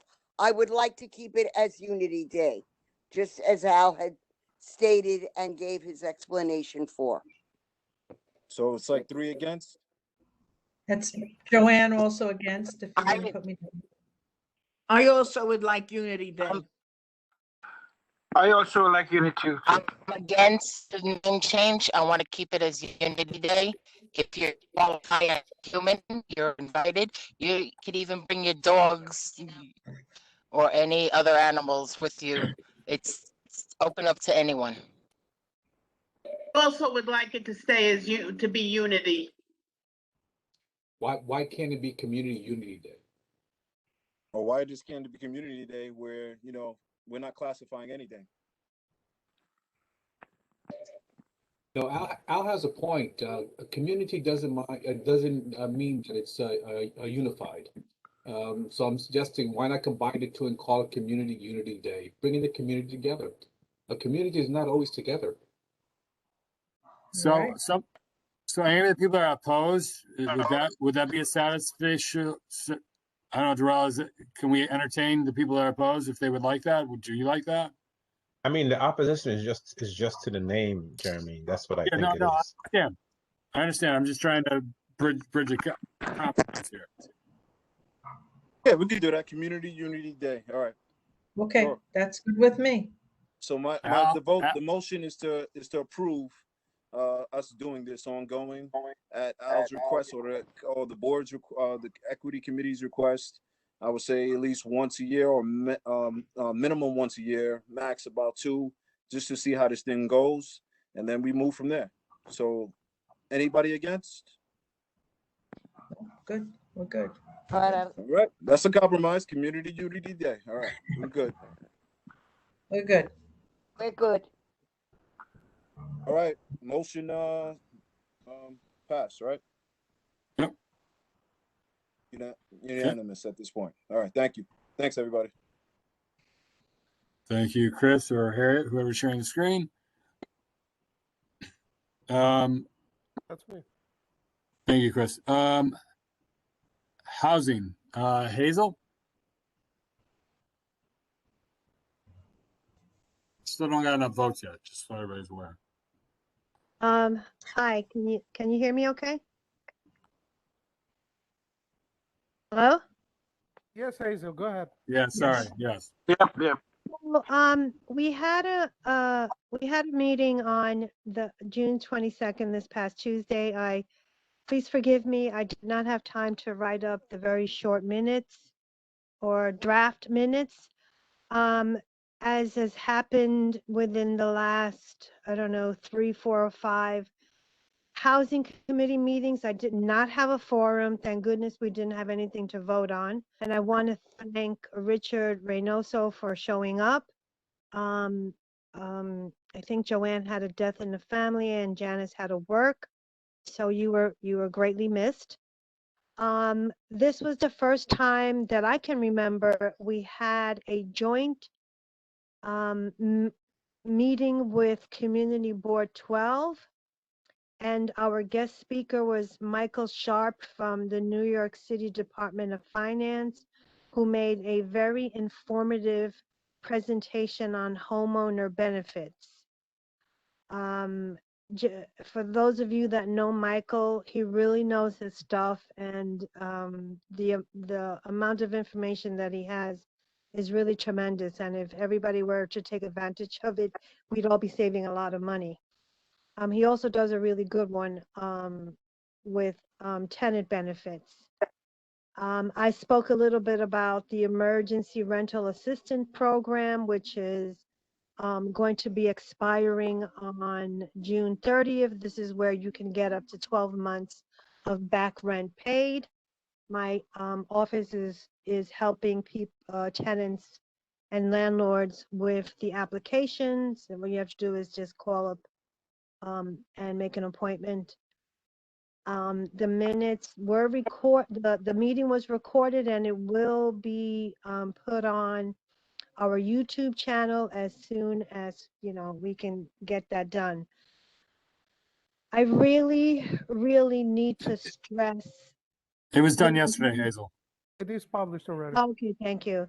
I really need to stress the importance of having more people on the housing committee. I know it's not really a sexy committee, but housing is such a crucial and important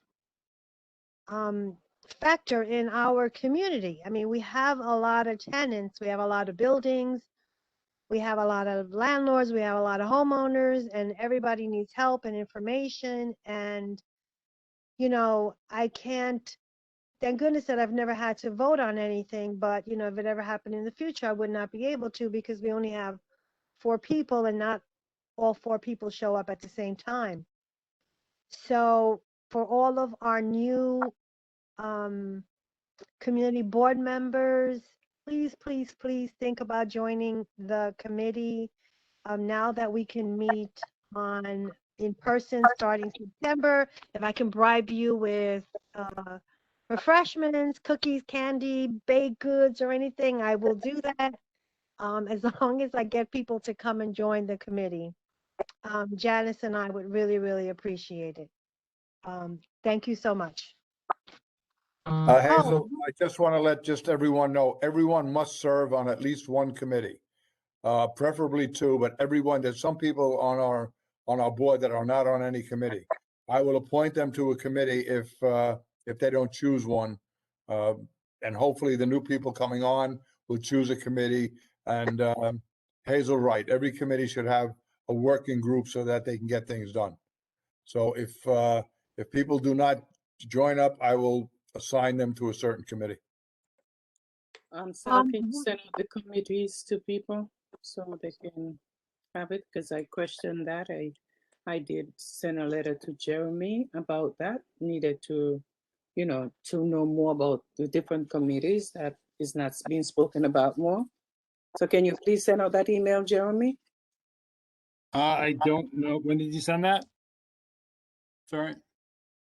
I sent it to you about a month or two.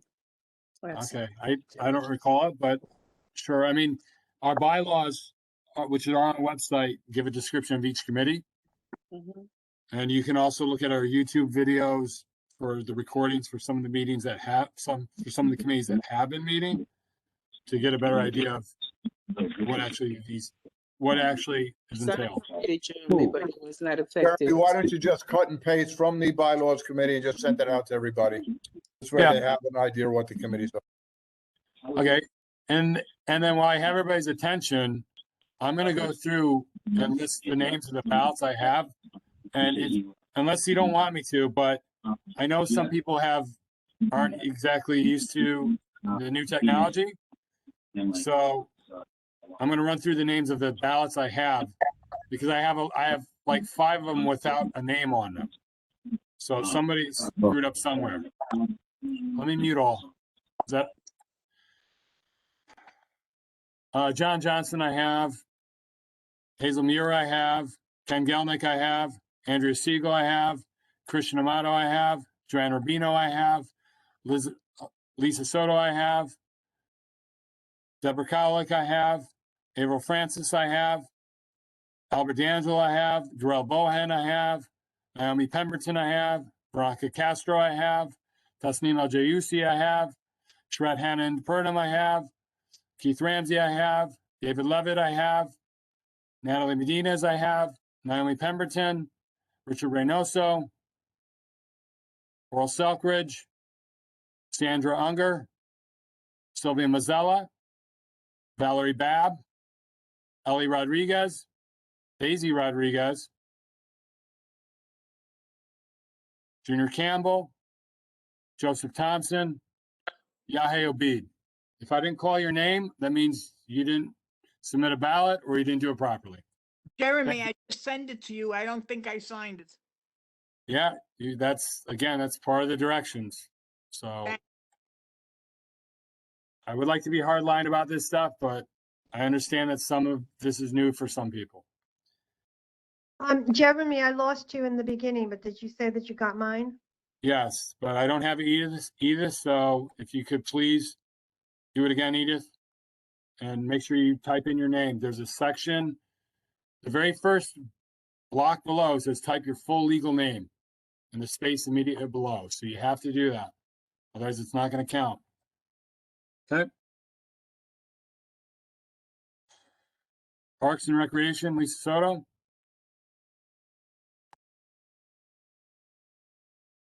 Yes, hi. Our meeting, we were not able to conduct a meeting because we did not have quorum. So I had 3 updates that I was going to give during the meeting, so I'll give them now. One was that in a previous meeting, we heard back from, we had discussed the illegal barbecuing that happens throughout the district and probably throughout the city. Parks got back to me with a phone number for people to call if they observe illegal barbecuing. This would be if there's illegal barbecuing in a park. That is the only place that they can regulate. So not on the sidewalks or the streets. And they also stress that like if there seems to be kind of an imminent danger, like a large barbecue right next to a tree or something like that. If you sense that there's a sense of danger, then, you know, obviously call 911. But if it's just for regular illegal barbecuing, the number is 646-613-1200.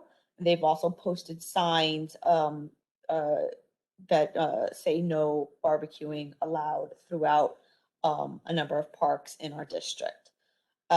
The second thing is regarding the park run in Loretto Park that we have been discussing over a few meetings now. Parks is aware of the situation, and they are looking for an alternative location for a park run for Morris Park. So stay tuned for that.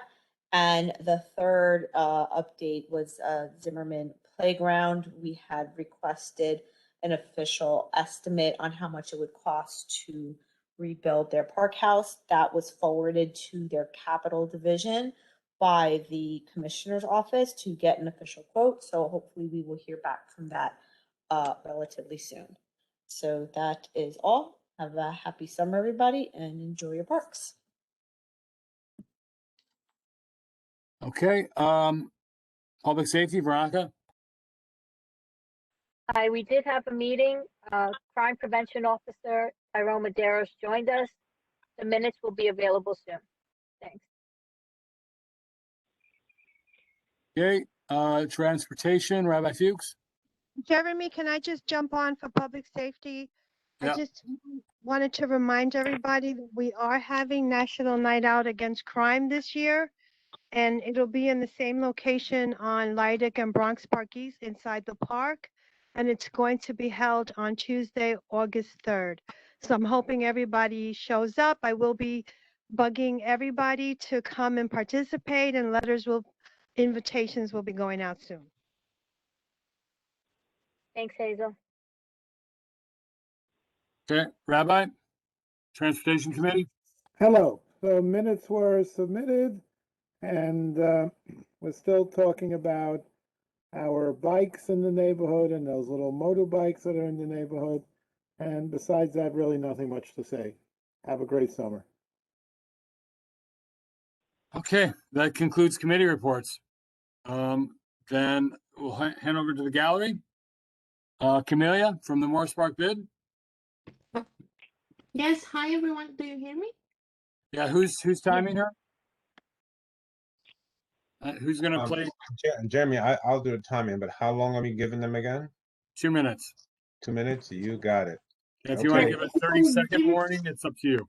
I'll give Yes, a if you warning. could give me a 15 seconds warning, I would much appreciate it actually. You have it. Hi everybody. Thank you so much for giving me the time to address you. The main reason I'm here is to share with you a conversation item that took place at the Morris Park bid board meeting yesterday, which the board encouraged me to bring to your attention.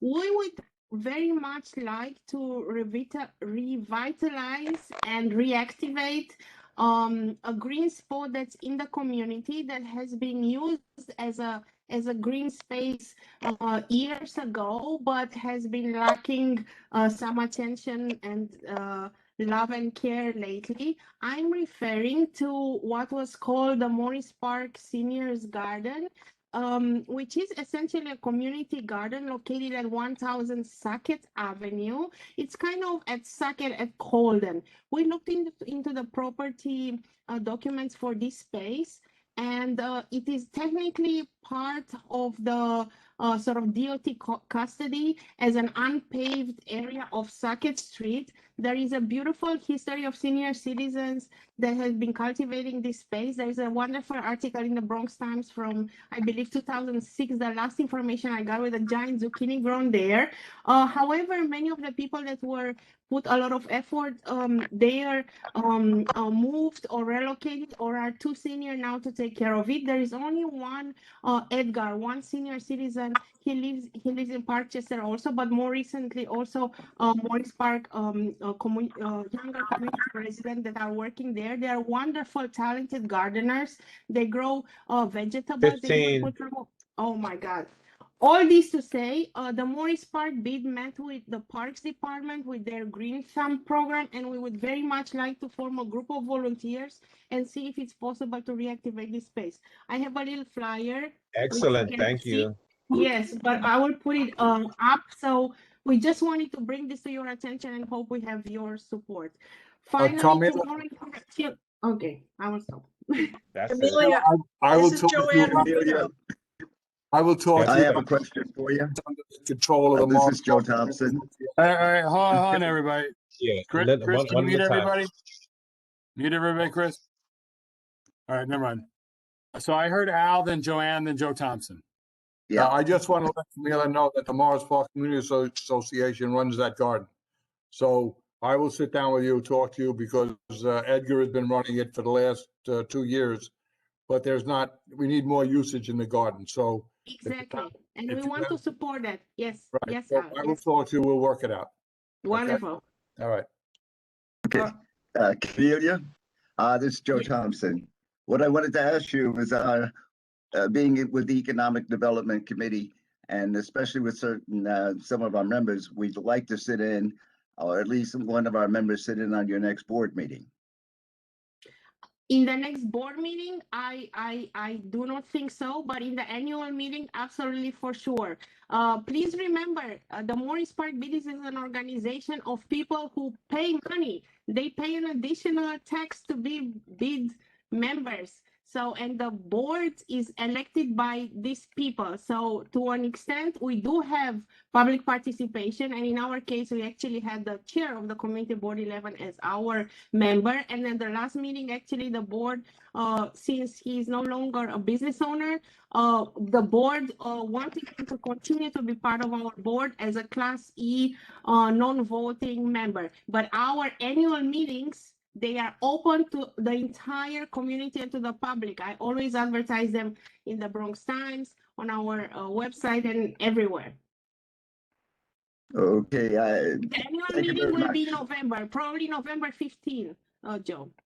Okay, we'll make sure that we inform you, and we'll send at least one member to your Yes, annual Joanne meeting. was at our first annual meeting, yes. Okay. Just one quick thing, if I may, if there's anybody with children that graduated this year, congratulations. Tomorrow we will have a little sort of street party with free ice cream and pizza for the kids at the starting 1:30 with an ice cream truck at in front of 966 Morris Park Avenue, the bid office corner with Radcliffe. I'll be there. I graduated. Thank you. Amelia, it's Yes. Joanne Rubino. Yes, Hi. ma'am. Yes. I know 3 people who would like to volunteer, so they're supposed to get in touch with Edgar. But That's I just wanna let wonderful. you Yes, know. we created Actually, an email. one of Yes. them is my son and his girlfriend. Fantastic. That's And then- exactly what we are trying to do now, Joanne, is honestly is build like a group of volunteers. So we have a poster that we will put at the garden. We are in close contact with Edgar, so we need to form a group, a little group of volunteers. This is the first step in formalizing the status of this garden. Again, this garden has to become part of the city formal community garden program. Otherwise, frankly, everybody's trespassing on DOT property. Also, let me just say, we didn't speak yet with the DOT. I wanted to come to the community board first and share with you this idea. This will not be something for commercial purposes ever, just to put it out there very clearly. This will be a space truly used by the community, not just by 1 or 2 people. This will be a space operating by rules. There are liability issues, there are regulations that apply, and this will be a space only for educational activities, for showing the children what it means to grow a radish or a basil, or speaking with them about environmental sciences, but truly a space for the community that will be managed the community. The only thing the BID wants to do is basically help with the processes that it takes, because it's an administrative process. I will come probably back to you and also probably regret it that I even like dealt with this. But this is a wonderful asset for the community. The space is not, there's no high traffic. It's fairly secluded. It could be a wonderful, wonderful green spot of activity and interest, and people to just take some time and get their hands dirty in the best sense of the word and just enjoy the space, because this belongs to you, to all of you. I just want to say one more thing, that the main person, this all started when the person who runs the gardening program PS 83 passed by and said, "Oh my God, this garden is going to pot." Let's not literally, but let me see what I can do. And then I got some information from Al, and she just finished school, so she's going to be contacting Edgar. So I think it'll be a great addition. Very exciting. Yes, wonderful. We will have an email, and I will send a poster also to Jeremy to share with all of you. And I also invite all of you to contact me directly to just simply list your names and email so that we grow this volunteer group. I'm not going to hide it from you. The first thing this place needs is a very, very thorough cleanup, because right now it's a danger to safety. It has some very nice areas, but also has some areas that definitely has to be clean. We also spoke with, at our board meeting, Farah from Councilman Jonah office was present, and they were also very supportive. They already did an initial cleaning, but we definitely need a second level of that. And they were also very supportive. This space has to be made safe to begin with, and then it has tremendous potential, but this will be a long process. But as far as the bid, I can see how we can help with access to resources, with organization, and just kind of keeping an eye that, again, this is not a spot for one or two people. This should truly be a space for the community, and it's just like a wonderful opportunity that the area has, that this space is even there. We will have to go through some mess with parks and DOT. I don't know if Leonardo is still here, but I will All right, Camilla, time is up. Done. Okay. Thank you very much. Okay. I was trying to say that. Yeah, you can put your information in the chat if you want to. Okay, so people can get in contact with you.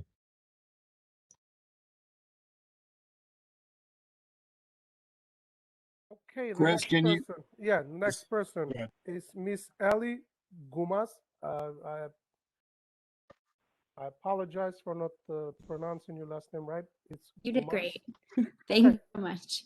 Okay, I'm gonna give you. When do you want me to give you a warning? You have 2 minutes. Please. Sure, you got it. Thank Okay, you you can very go. much. All right, thanks.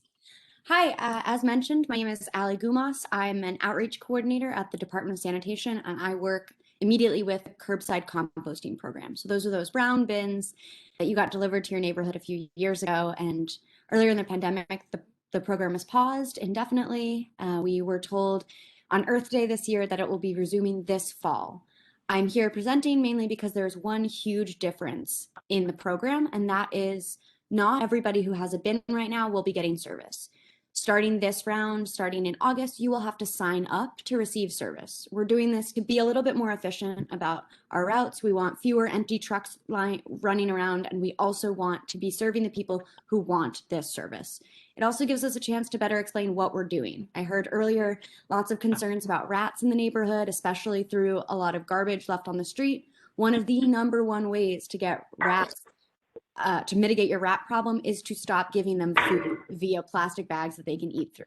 So by separating your food scraps, putting them in a bin that we provide that locks shut, you are cutting off their food supply in a major way. So that's just my small pitch for it. But because service is only going to be to those who sign up, we're also going to start on a rolling basis beginning the fall. So the first truck should be picking up in October, but we need more people to sign up so we can justify sending trucks to your neighborhood, another neighborhood, etc. So we want you to sign up, but we also want you to get your neighbors to sign up, right? 30 Especially seconds. are a concern. You don't just want to cut off their food supply from your building, the building next to you also matters.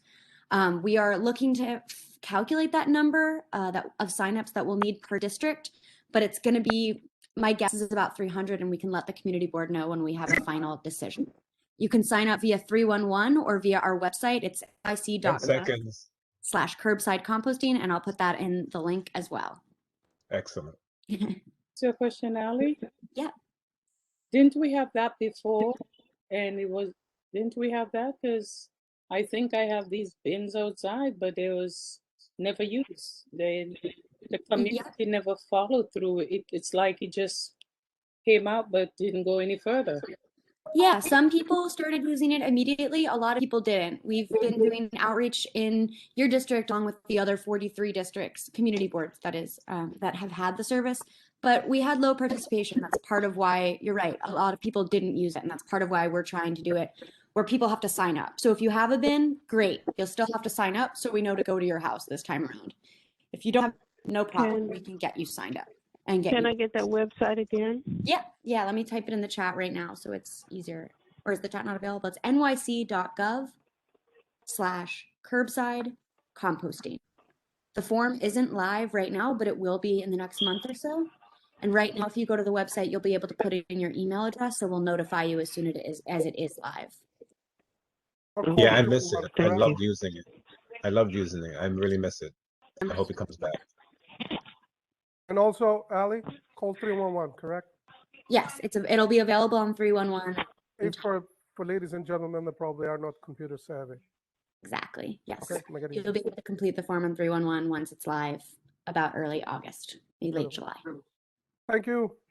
Yeah.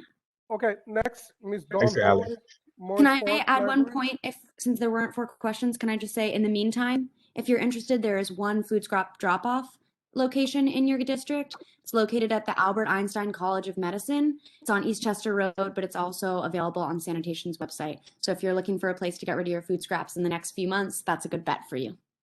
Thanks. Thank you. I didn't know that. Thank you very much. Yeah, I'll send those links. Thank you so much for your time. Dawn Holloway, Morris Park Library. Dawn, go ahead. Don, when do you want me to give you a warning? Hello? I think you're muted. She maybe didn't show up. Okay. I don't know if she... Next, Mr. Miguel Marrero, Project Hope. Miguel? Miguel? I'm not sure he's in it either. Okay. Next, Miss Roxanne Delgado. Roxanne, floor is yours. Roxanne, when do you want me to give you a warning? Roxanne? Roxanne, I think you're muted. Hello? Roxanne? To mute yourself, Roxanne.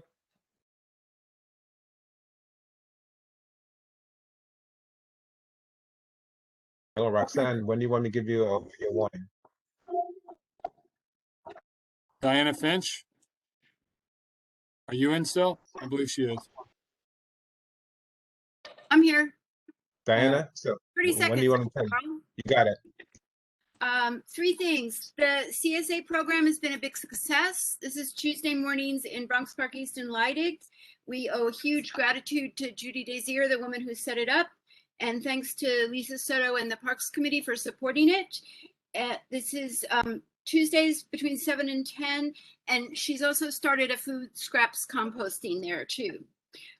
For Christian Amato, the Waring Playground renovation is now scheduled to start July 11th. It's a $4.5 million parks project, and Councilman Feliz met with the Capital Projects Director to go over it the day after he was elected in March, and he also came to the VPECA June meeting, which was held outside in the park. So he has been paying attention to Bronx Park East. And the last thing is a plea from the community to bring back the Pelham Parkway Task Force, which had representatives from all the agencies involved all together in the same place on a regular scheduled basis. Joanna Rojas of the DDC is very helpful, very responsive, but we need the meetings with all the agencies there together, and we do not understand why they were abruptly discontinued without explanation by the community board.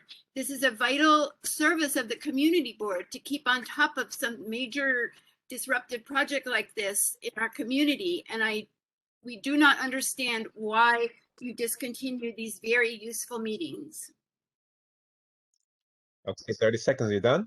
Yahe Obed, you announced at a meeting that I was at, I think it was a committee meeting, that you were discontinuing the meetings, and I would like an explanation that I can take back to the community as to why.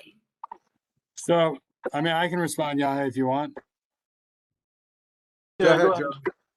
So, I mean, we determined that unless we need to meet, we're not going to meet. And for any organization such as the Bronx Park East Community Association, they're welcome to have, we just don't see it necessary. But it's very hard for us as a community association. We can individually email and call Johanna, who can respond to individual requests. But to have a monthly meeting with all representatives from all the agencies involved, all there in one room at one time, a regular meeting, it was so hugely useful and efficient.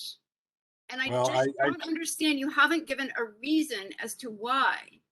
You feel they're not necessary, but we feel they are necessary. Okay, but the Why other task force members, what's that?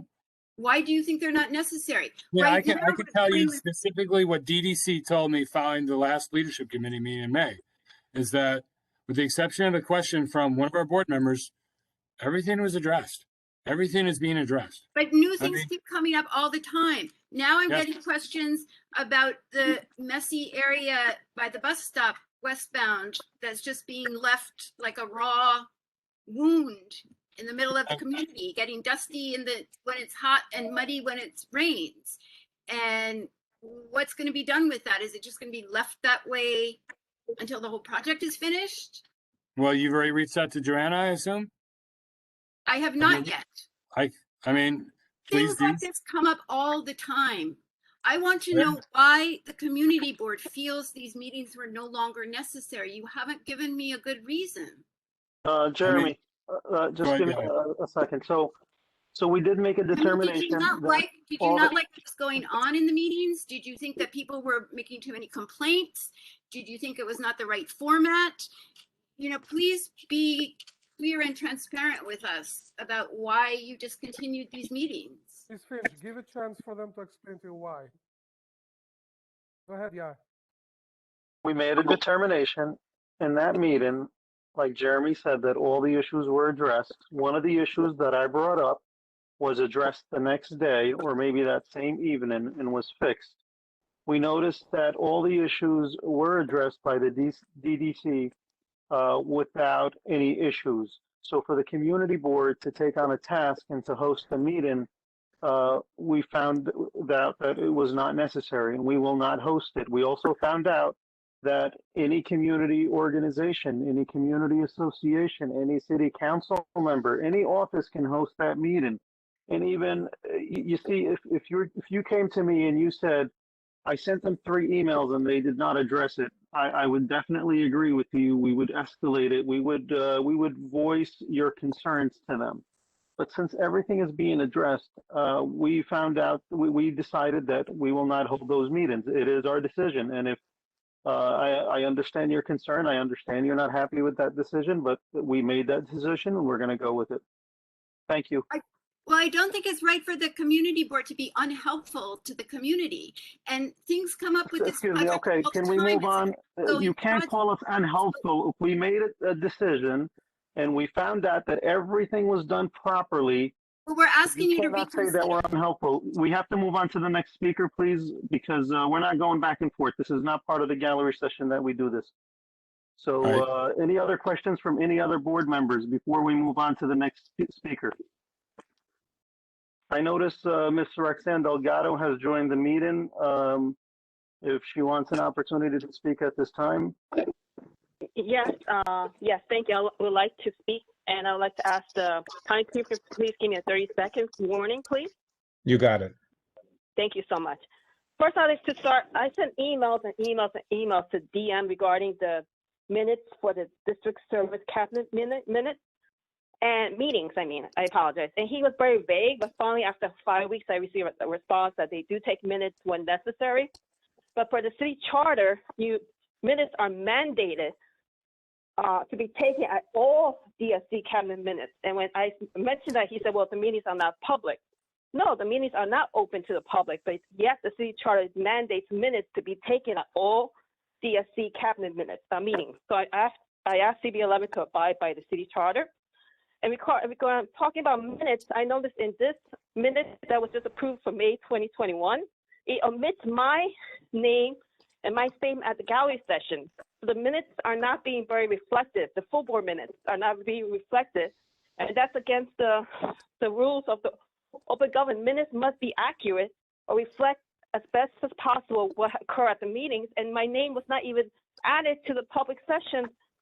And I spoke for a few seconds, and that should be reflected at this month's meeting, last month's meeting that was just recently approved today.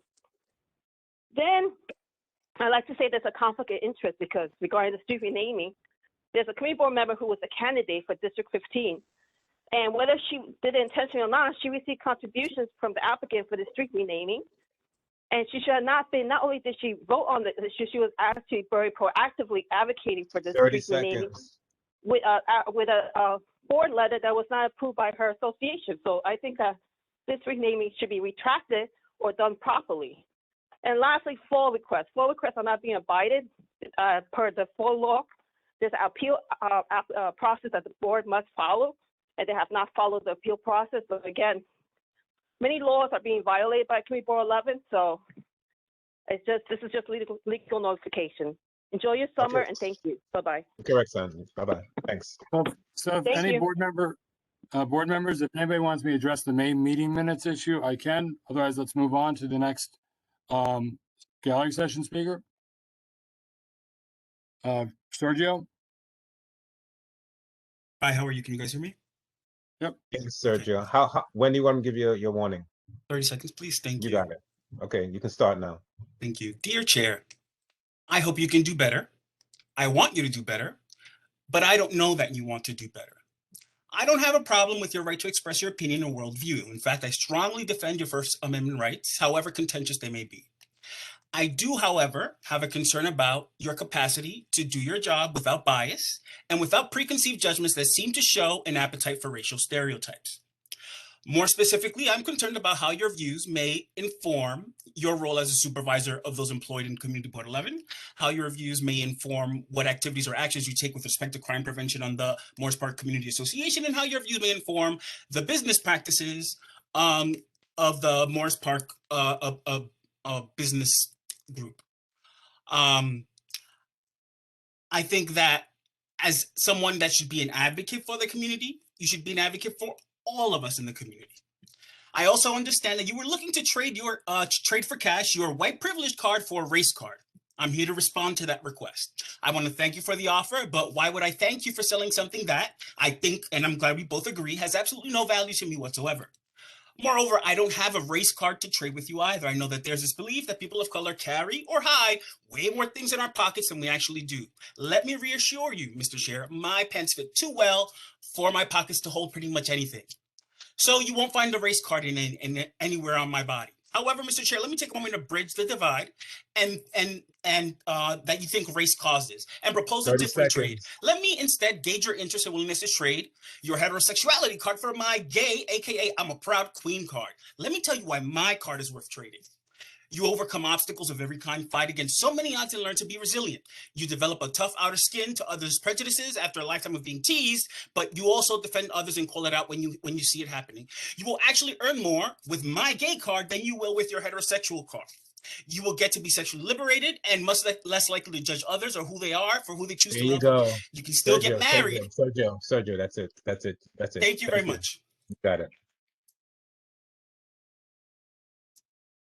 Okay, unless there's any questions, that would conclude the gallery. And Chris, do you want to see, can you take this over while I'm just talking with Joanne Rubino about the results? Yes, I can do that. Okay. Next is going to be the elected officials or their rep. If it's a rep, of course, 2 minutes. Bronx Borough President's Office, Tom, are you around? I'm sorry, Chris, I think Ish was supposed to be in the meeting. I don't know if Ish is in, Israel. Ish, you around? Okay, and I'm going to skip Ish. I'm going to come with Councilmember Jonas' office rep.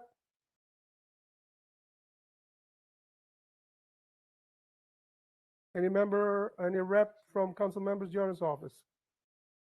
Okay, I'm going to go to the next one. Councilmember Felice's office. The council member, he spoke himself. So I'm going to switch to Councilmember Riley's office.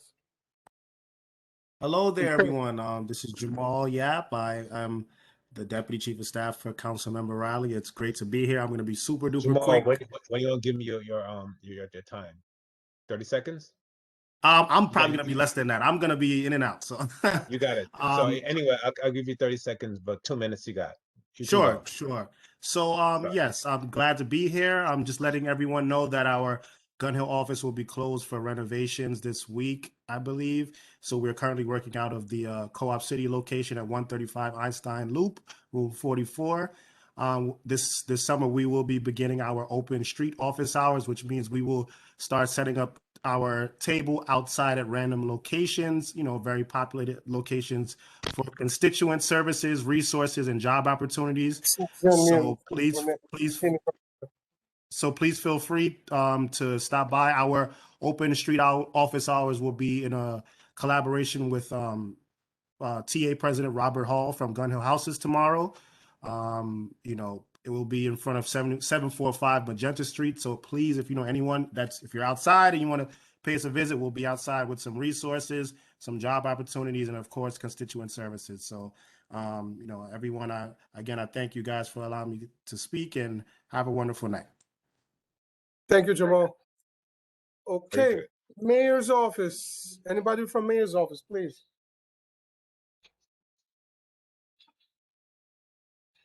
Oh, and I'm sorry, guys. Can I just say one more thing? This is Jamal again. The open street office hours will be from 12 to 2 midday. So please, again, feel free to stop by. And I apologize. I just forgot to mention the time frame. That's fine. So the address again, please. I'm sorry. Repeat again, Jamal. It's in front of 745 Magenta. Okay, thank you. All right, no problem. Okay, Mayor's office, going once. Going twice. Gone.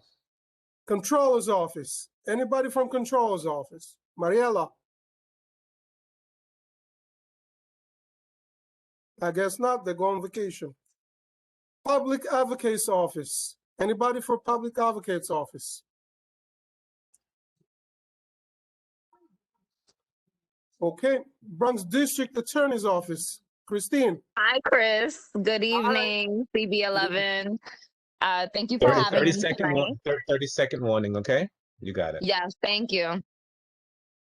So our Crime Victims Assistance Unit is up and running, and we will be running throughout the summer. We take no breaks as it comes to crime victims and the services they receive.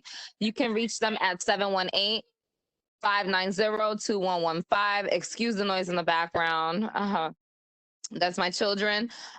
Also, we are hosting a Bronx gun buyback this Saturday. As you all may know, gun violence is up citywide. And so our goal is to get those guns off the street. We'll be at Christ Church within the confines of the 40th precinct at 860 Forest Avenue from 10 a.m. to 4 p.m. We will be there. It's a church, so it's neutral grounds, no questions asked.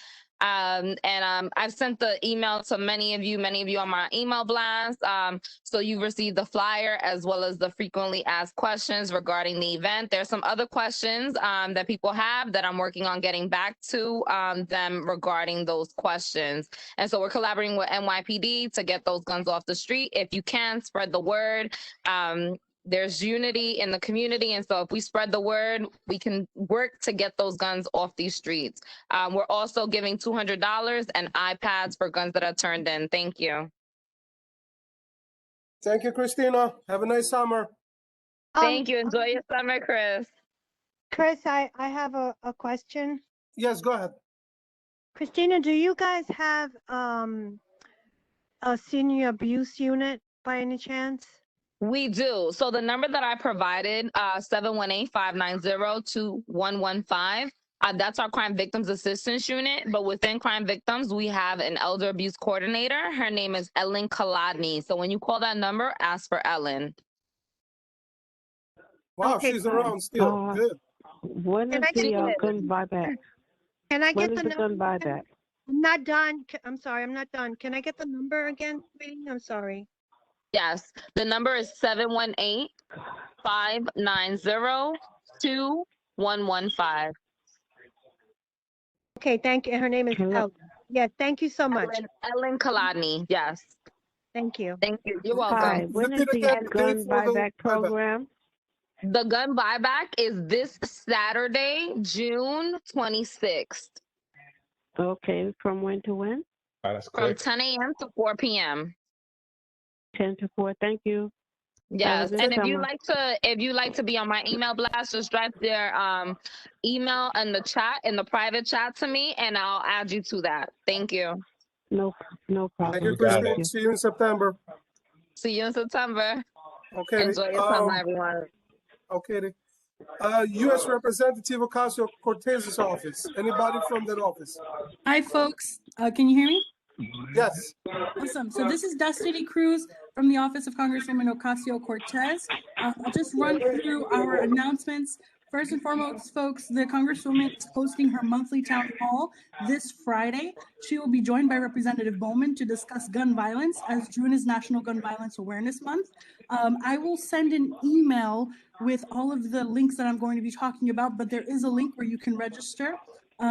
This town hall will actually be the first time that we have more languages than English and Spanish covered. We will also have Chinese, Bangla, and Nepali translated and live translated during the town hall. What time is it? I'm sorry?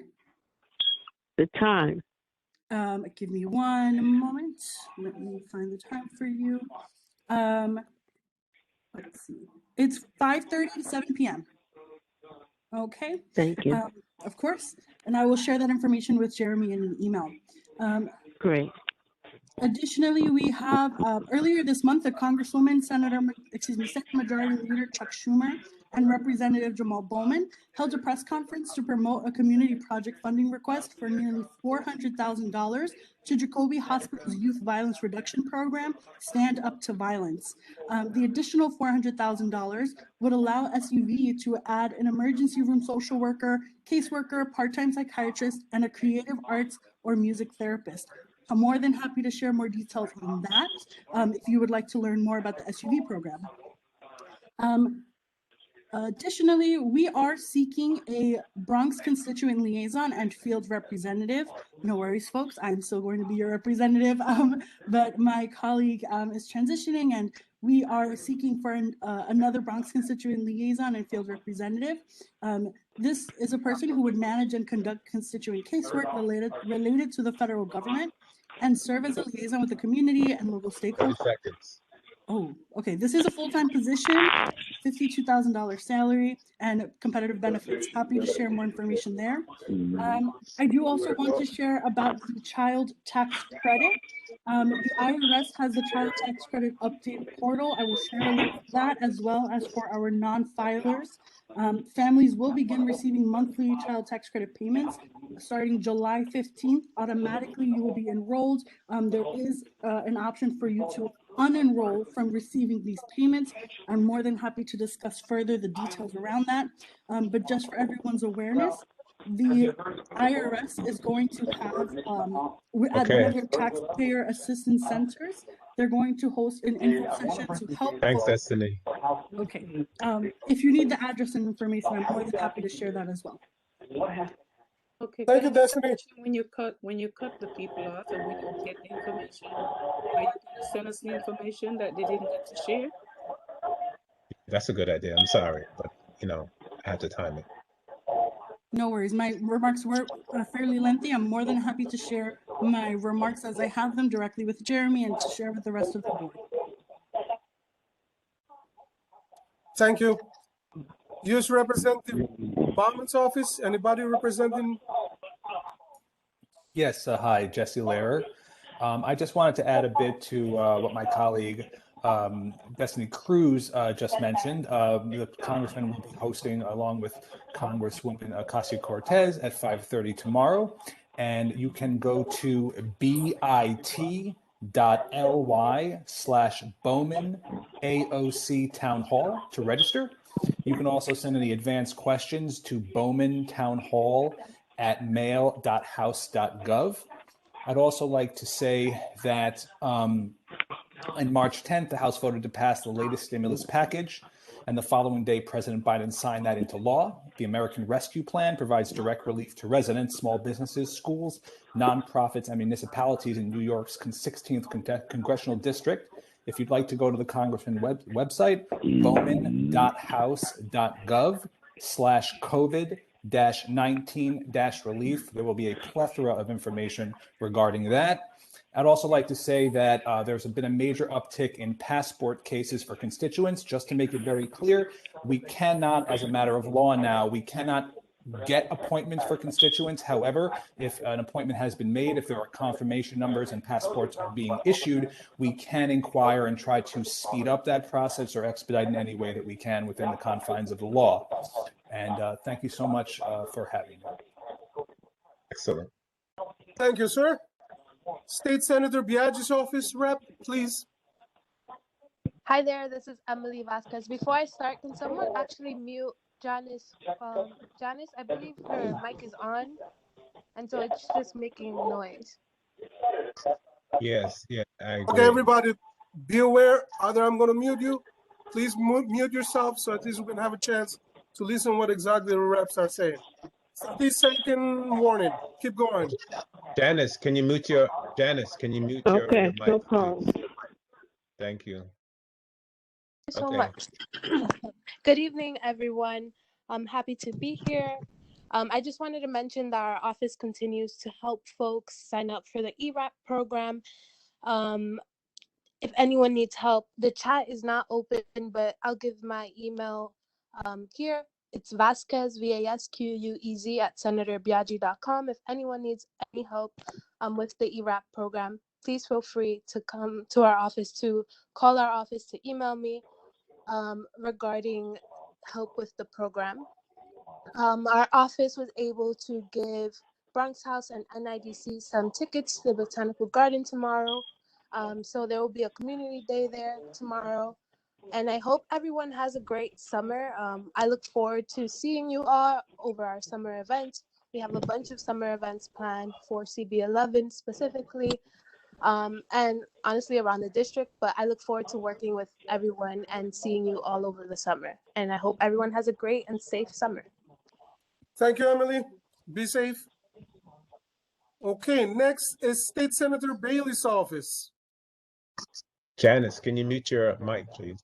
Can you please mute your mic, please? Hi, Janice. this is Ronell from State Senator Bailey's office. Has it been muted? Hello? Yeah, star 6, I think so. All right, go ahead, Ronell. Oh, no, I'm muted. Go ahead. Yes, good evening. This is Ronell from State Senator Bailey's office. I don't really have any major updates, but I would like everyone to know that we are working in the office. We've been working in the office. We've returned to the office for some time now. If anyone has any constituent concerns and they'd like to make an appointment, they can make an appointment beforehand. We will conduct constituent work outside under tents due to COVID, obviously. And if you would like to know about any future food giveaways, please provide your email address in the chat and I will add you to the mailing list. Thank you. Excellent. Just so everybody's aware, the chat has been disabled. I made the announcement earlier that it possibly was going to be, and it was. And we can talk about that later if necessary. So, okay. Since the chat is disabled, you can email me at ROGILV as in Victor IE at nysenate.gov. So if you provide your email address, you can send your email to me and I'll add you onto the mailing list. and if anybody has problems, they can reach out to CB11 staff and we can assist. Thank you, Ronell. You're welcome. So unless there's questions, Senator Rivera's office could not be here tonight. Assemblymember Fernandez's office, or anybody from the Assembly here tonight? Yes, Maria here. Oh, thanks, Maria. Go ahead. Good evening, everyone. Our office is still open Monday through Wednesday from 10 p.m. to 3 p.m. I have 2 event announcements. First being a movie night tomorrow night that we've partnered with Pastor Antonio and the New Life Church. they will be showing Raya the Last Dragon. It will be at 6 p.m. tomorrow at Mazai Playground. And then next week we have a post-session legislative town hall at 6 p.m. that will be live on Facebook and Instagram.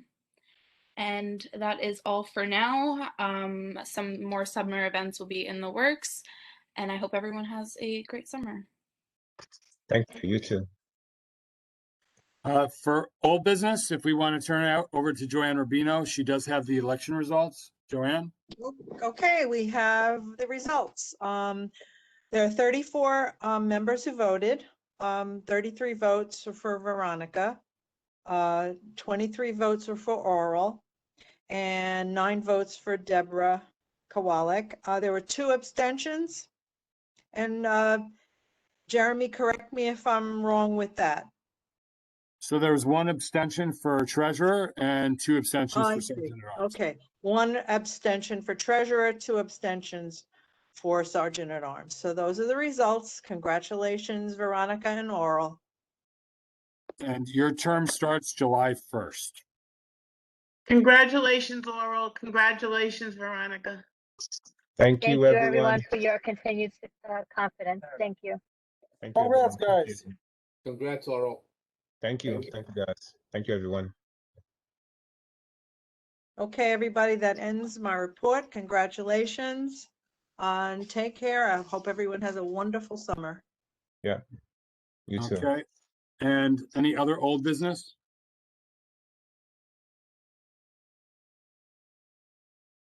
Any new business? Yeah, Jeremy, I just want to congratulate the winners this evening. I also want to thank everyone for their hard work and their diligence throughout the year. And I want to wish everybody a happy and healthy summer. See you in September. Thank you, Al. Thank you, Al. Well, I Thank you, hope- Alan. I hope Hazel? to see you guys over at National Night Out Tuesday, August 3rd. So I don't want to wait till September. I'll be there, Hazel. All right, I know. Hazel, see you in August.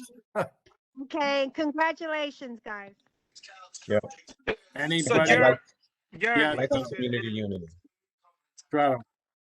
Jeremy, September we have a meeting at Lumen Hall, 1200. No, as I said earlier, Einstein doesn't know what they can, or Montefiore doesn't know what they're going to allow right now. They're going to get back to us hopefully over the summer. Committee meetings will be at the office again, and the full board meeting will be at Maestro's until further notice. Oh, I didn't hear that part. Sorry. Yep. All right, thank you so So much. this is our last remote meeting of the year until further notice. Okay. Okay. It's been fun, but you know, somebody want to make a motion? I make a motion to go sleep. To go to sleep. A second. Makes a motion to go to sleep. Okay. Okay, I like motion to adjourn by Strato, second by Joanne Rubino. Any abstentions or against? Have a good summer, everybody. Yes, have a good summer. Great summer. Great summer, everybody. All right. Anyone have any care. barbecues? Please invite me to your barbecues. Take care, All all. right. Meeting ended at 9:47 p.m. Peace out. Jared, I have a question that has nothing to do with any of this. Okay, so let me stop the recording. Hold on. I have to reclaim the host role. Chris, can you stop the recording? I got it. Never mind.